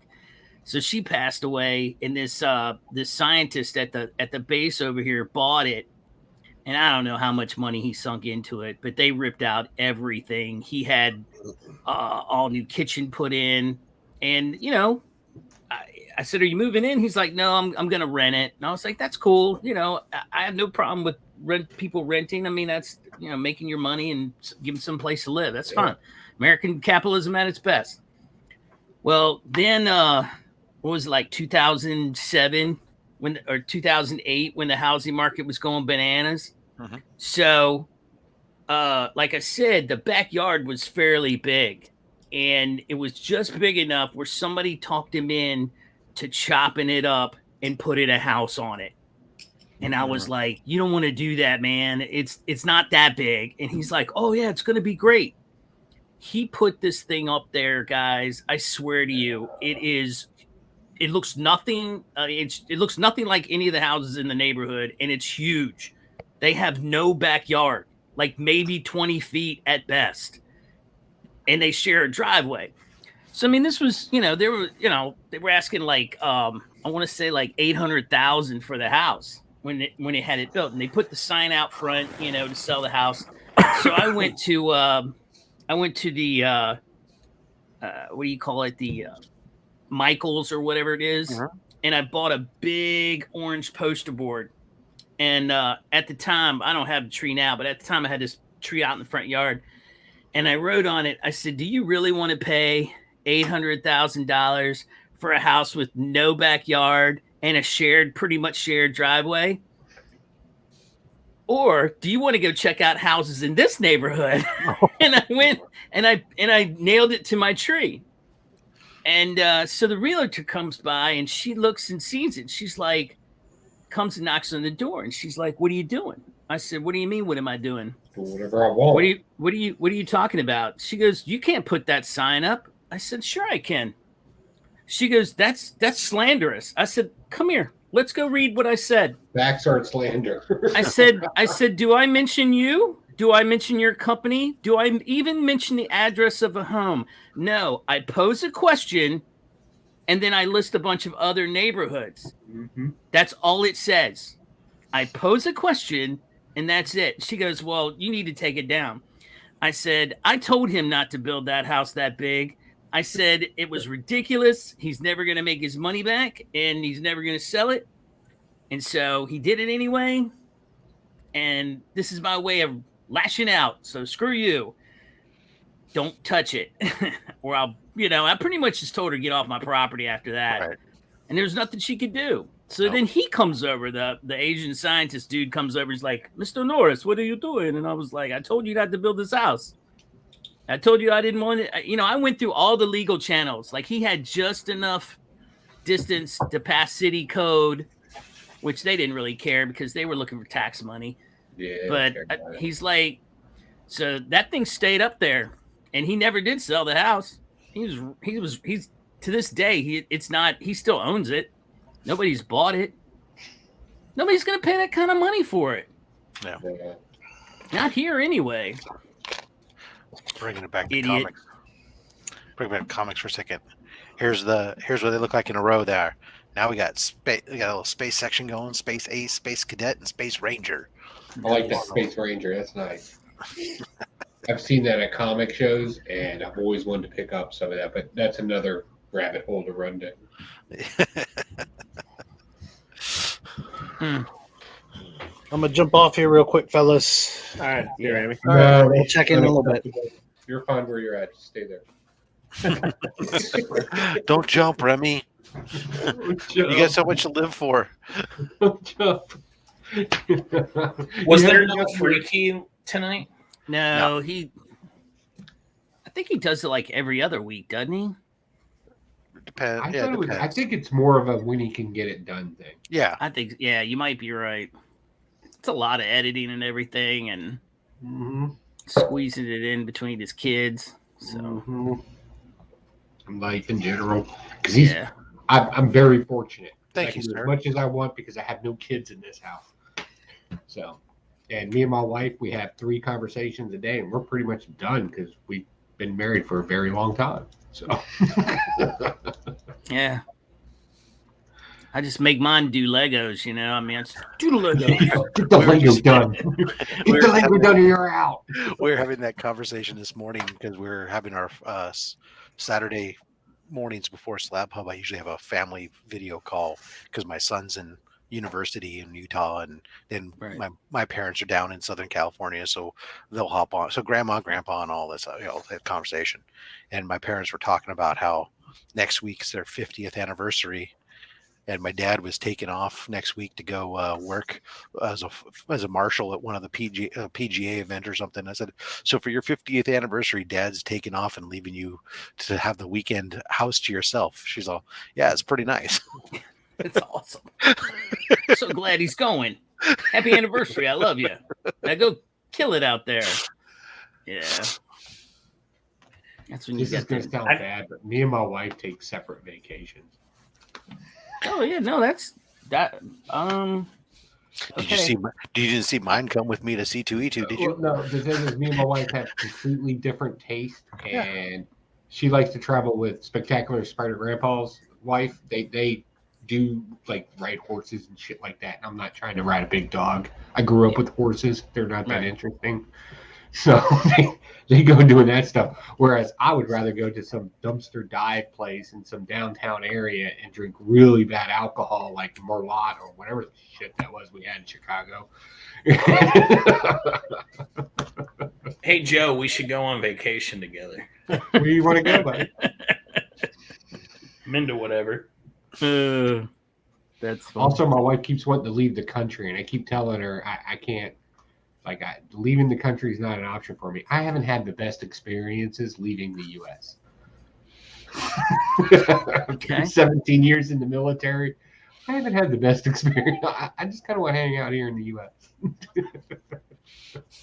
Yeah. My wife does the same thing. I mean, she has her two girls that she's known all her life and stuff, and they go do long weekends and they shop and go movies and all Plus, this it actually stuff. gives you something to talk about. Like, you know, like me and my wife, we don't go out that much. We're always together. I'm in here, she's in there. She watch shit I don't want to watch. I watch shit she doesn't want to watch. Right. The conversations get a little dry after a while. And then all of a sudden she goes back on a vacation or something. It's like, oh, that sounds interesting. Yeah. Well, I mean, yeah. So And that's just real talk. Like, I love my wife. Don't get me wrong, but it's Right. like, what'd you do today? You watched me. Oh, fair. We need to have another one.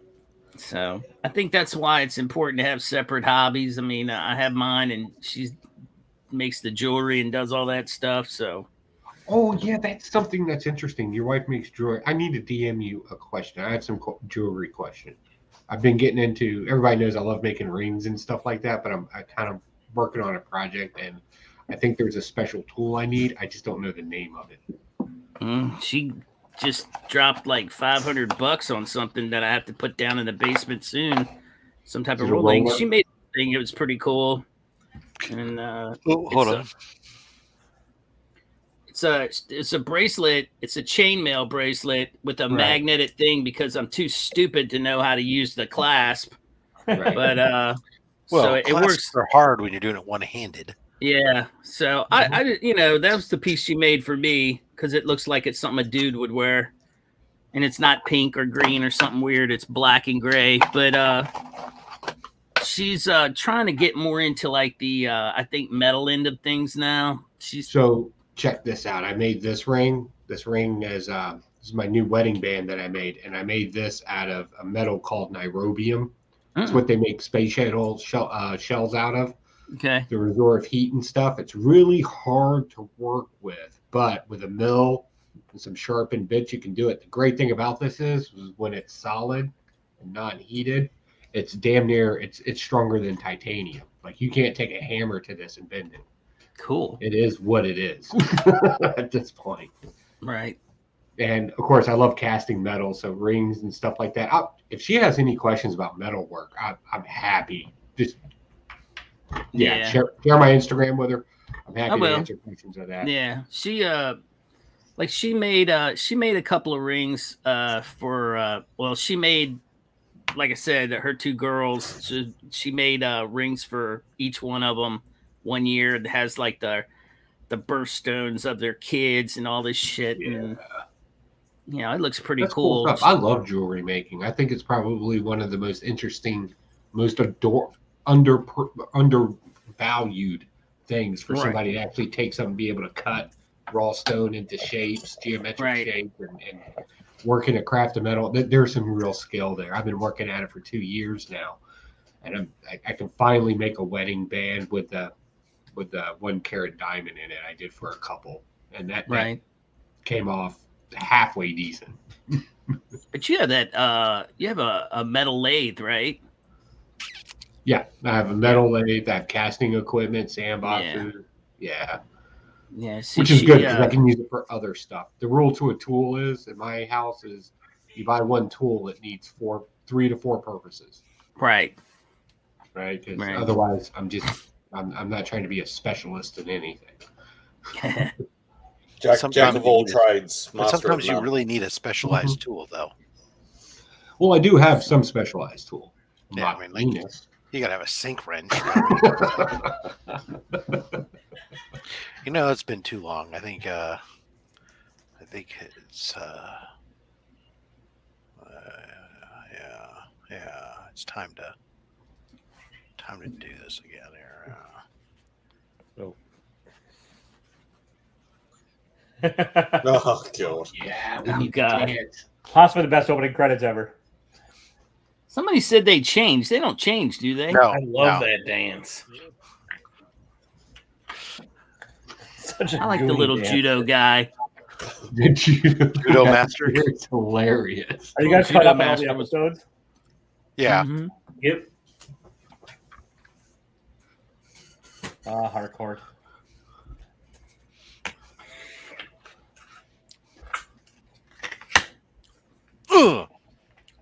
Get it, son. Get it. Get it, son. Get it. You know, I thought he was getting busy with a vampire when I watched that last video. I was like, is that a vampire? Hell. Man, T1000. Laura Patrick's like, I am not dancing. But he gives you the pelvic thrust. Yeah, exactly. God, so great. That dude's hilarious too. That old dude. God. I want He's got a long career too.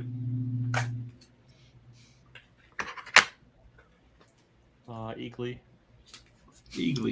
I mean, come on. He's awesome. That is still the best damn openings. That Eagly makes the show.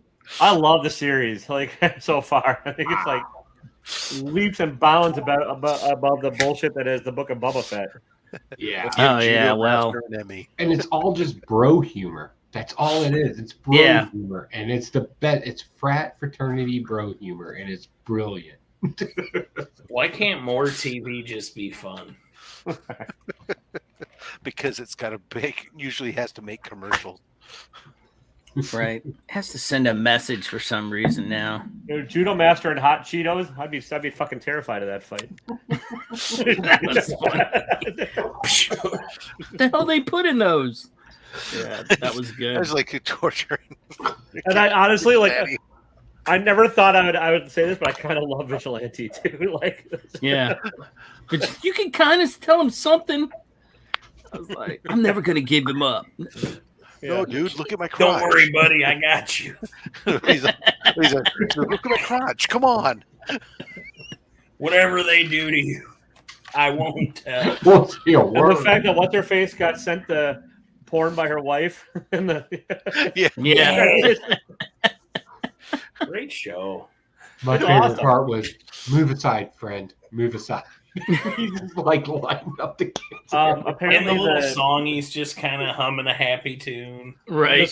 I guess apparently the sort of head of the whole, the black guy that's the head of the party is going to be the new villain in Guardians of the Galaxy 3 because of this role. James Gunn saw him and was like, yeah, you're a fucking badass. Like, oh, nice. Cool. Yeah. I don't know the name of the character he plays, but the head of the ops. Oh, okay. Yeah. Yeah, I just love watching him picking up the vibrator and singing into it like it's a microphone. Just love him stealing all the 80s butt rock to go back to his apartment and cry and beat himself. All hairband music. Oh my god, Cinderella. Firehouse. Powerhouse. Yeah, right. That was just because you have a lesbian haircut doesn't make you an ally. Songs I know when I wore a jean jacket, I had a button for it. Yeah. I'm like, I've seen half those bands in concert. Last week. Yeah. At the fucking mall. We go to the small clubs. Some county fair. That was like county fair, yeah. They all come around here. I used to love where Jackal plays in Oshkosh, Wisconsin, like every other weekend. We were watching Great White playing some club, and friggin' lead singer smashes his face with it. He's getting so into it, he smashed his face with the microphone, and his nose exploded, and he had to like pause the show, and then he's like trying to sing for a while with a towel covering his face, trying to make the show go. That's okay. When I was retiring from the military, I was at the hospital in Fort Raleigh, Kansas. And they wanted to bring all the broken veterans out to the local carnival that was going on in Junction City. And you knew this was classy because they brought out Eddie Money. Yeah. Eddie Money. There's coked out Eddie Money right? Back in the day trying to sing a song and fucking up his own words. Oh, man. I was like, somebody get me a can of beer because this shit is classy. Yeah, I remember seeing like Cheap Trick, and I'm pretty sure they fucked up one of their songs. I was like, looking at the other, huh? They have more than one song. Well, that's fair. And a couple, but I was just like, hey, they were playing King's Dominion for crying out loud. Oh, I remember King. I need to go to King's Dominion. I don't like watch I saw so many concerts there. Great. Oh yeah. At least he had 2 songs. That used to be my babysitter when we were younger. My mother would be like, all right, for $20 you could get a season pass. So she'd buy a season pass to me and my brother. And she'd say, we're at Funky Fathom, number 5. I want you here at 4:00. And if you're not back here at 4:00, you're never coming back. That's it. And she just leave me and my brother and give me some money, and the 2 of us would go and hang out at King's Dominion all day. Yeah. I've been there. We used to do that and Busch Gardens. We did them both. Yeah. Out here, so we have one of the 2 Great Americas is out here, but it was owned by Paramount when Paramount owned King's Dominion and stuff. And so as an employee, you could get into any of the parks free. And I happened to be out there that way visiting somebody, and I said, well, I'm out here, I'm going to King's Dominion because I want to go visit another one of these parks while I'm here and use my employee ID to get in for free, like a baller, and pretend like I'm important. Because I was like, 22, and I thought that was what important people did. I'm the CEO, bitches. Don't you know who I am, yo? My sister worked there in the counting room while she when she was going to school. During the summer, she got a job over there in the counting room, so she had those late night hours. And one day she didn't come home till it was almost like 11 or 12 in the afternoon, which is weird. And I said, what happened? She goes, they're short. Some dumbass closed the vault before we pushed all the carts in, and there were like 2 cartloads of money sitting out. And it was on a time lock, and the only person that knew the code had left. So they had to wait for them to go home so they could call them and have them drive back. Yeah, that would be the thing. Or the other thing was like when there was when they were out something,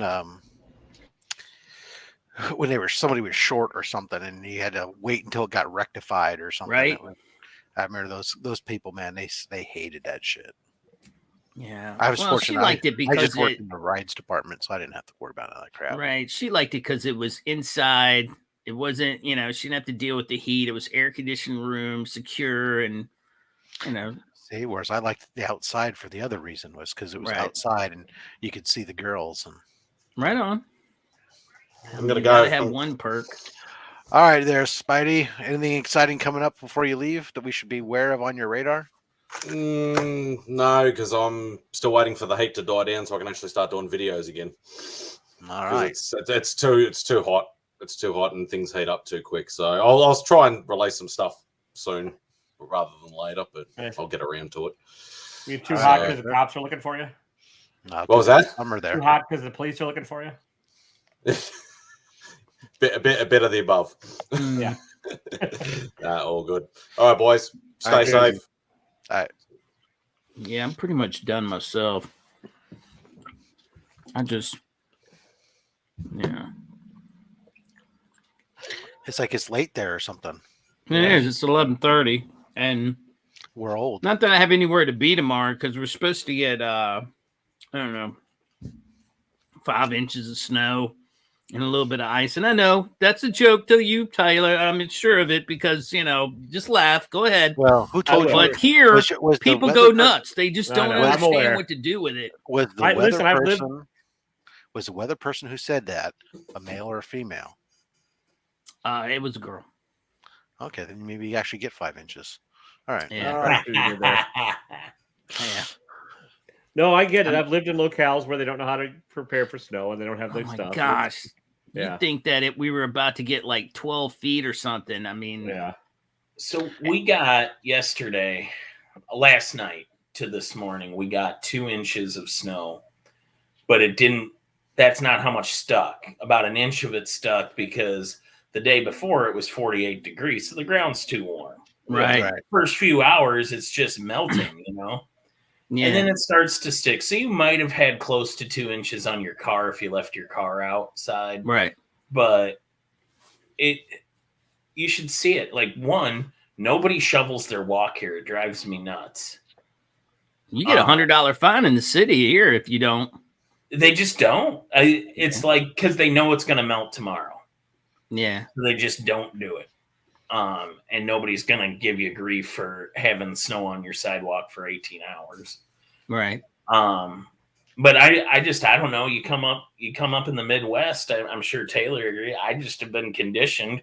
It's snowing. I'm gonna about halfway through it. I'll go do one shovel. And then a final pass after it's done. Yeah. Right. Well, we did that when we had Snowmageddon here. That's what I did. I went out because it was like this much snow already, and I shoveled it because I didn't want to have to deal with this much snow. And that was when we had that mega storm here that dropped probably the most snow I've ever seen. Well, here if you don't have your shit cleared within 24 hours, you get fined. Yeah. Right. Dubuque was the same. I mean, you would have gotten a little slack cut to you if it was like a really big one. Yeah, exactly. They're not jackasses about it, but like if you have the means to do it and everyone else has done it and you don't, you're getting fined. Like So I remember I basically, we had so much snow over the course of a week, I was running out of places to put it. Yeah. Because in my first house, we had a large retaining wall. Dubuque's really hilly. And depending on where you live, especially the starter homes are kind of like up on hills with long steps going up them. They're cool old homes, like old Victorians from back in the steamboat age. Right. But, the downside is the walks are, I mean, you got to clear a 5-foot retaining wall to get the snow up it. Yeah. And oh man, when you've had about an accumulation of about 26 inches in a week, right? At some point, that snow wall above you is getting hard for my 5'6". Yeah. To heave snow to. Right. Blow torches are for. Yeah. No, I was just running out of places to put it. You'll run out of propane before you do any damage to that thing, Rob. we just instead had a tsunami warning, so we could all go to the coast and watch the 1-foot waves come in. Yeah, I saw that on the internet. They were saying stay off the beaches.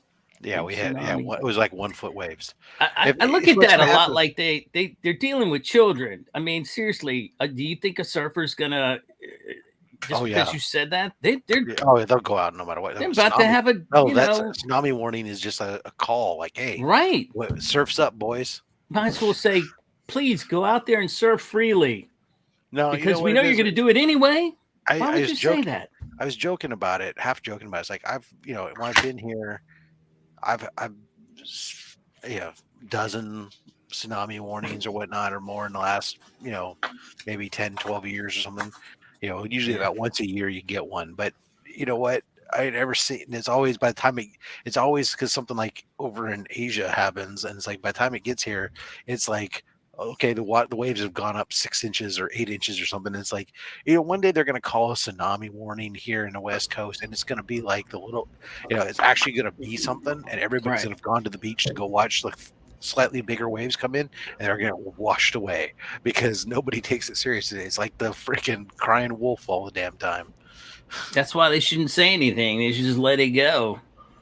I don't know. For hurricanes here, we all go watch the hurricanes. Yeah, most that happens is the some ropes break on some of the boats that are tied to the dock because the extra wave action puts extra stress on the rope. Right. See what snaps. Yeah, that's about it. In Hawaii, I guess they had a little bit of minor flooding in some spots, but by the time it gets out here, it dissipates quite a bit. Right on. Yeah. All right. I'm booking Legos. I'll see y'all guys later. Yeah, Jim, have a good one. All right, you too. Bye. Patow. And there were 4. Yeah. We can play 4-square now. But the best looking guys out here. That's 4 left. Yeah. What's up, Ramon? How you doing? Indeed. Yeah. Oh my goodness. Yeah, I'm just still working on my comics, so this is always helpful. It gets me in here and it gets me bagging and boarding and logging and. I felt rich. I got I got in the mail yesterday 2 packs of Silver Age Mylars. Oh, you still can't find them around there? No. I wouldn't flaunt that kind of wealth. Oh, that's like, oh, damn, dude. I almost took a picture to post on Instagram, but I decided I better not. People might get jelly. It's like freaking. Everybody go Rob. He lives next to the Blue House. You want That's to right. talk Now you Yelly real quick? I made one other stop today. Guess what I picked up? Golden Age Mylars? Nope. Oh. This week's comic books. Oh. It came in early. Oh, I haven't even gotten all last week's because freaking DC didn't come in on time. Got all my books for this week, so I can get them done. So you got your Marvel, oh my god, damn. Marvel, DC, and I'll be able to You pick get a up lot, my huh, Joe? Indies Monday. Like I said, Right. my comic book guy, he takes care of me because he doesn't like to order like everything. So I usually get first take. Because You got those Because you don't collected do a editions. poll, right, Joe? Nah, I refuse to do pull list. It You got some doesn't collected really editions help there, my, Tyler? my comic book shop for me to do a pull Maybe. list because if I read something and the fact that I review books out loud Yeah. Yeah. and I want to drop something, I'm talking trash about a comic book that, if he puts back on the pull list, it's like, I'm not buying it. So just. Yeah. Yeah, these are all about $1 a piece. I got them at a vintage sale at the mall and half price books, so not bad. I like those little Marvel collectors. Yeah, items. I'm probably Yeah. flipping some of them, but Metal Man, nice. nothing. These are not huge books by any means, but like No, this, I'm but- probably just gonna send to Chris. I just did the same thing with this stack here. I picked Right. up I'm bringing back the 30 for 30 deal that I used to do on my shows. Nice. So I got 30 comics here. This is the first appearance of somebody. I don't know. It doesn't matter. Again, these are all $1 a piece. So like, Yeah. Ooh, some good Hulk there. yeah. Oh, yeah. Or Metal Man. action. This I think was $2 actually. A big spender. What is that, number 15? This is 24. So, 24? Oh, yeah. Look at that. Early Tiger Shark. showcase. Yeah.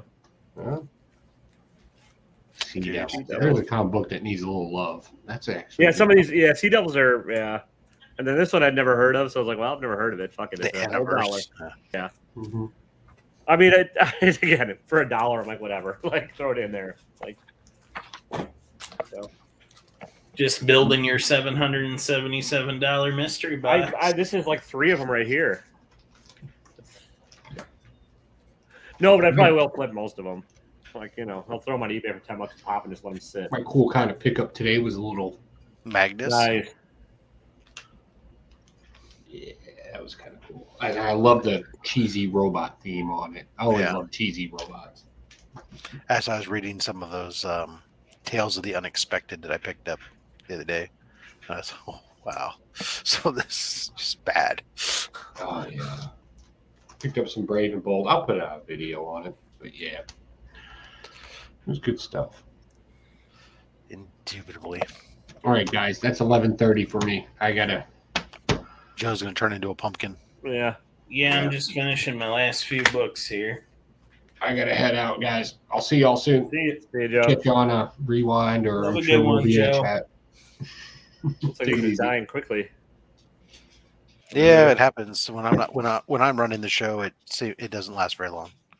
You know, Chip Gettler. No, I'm not. That's exactly it.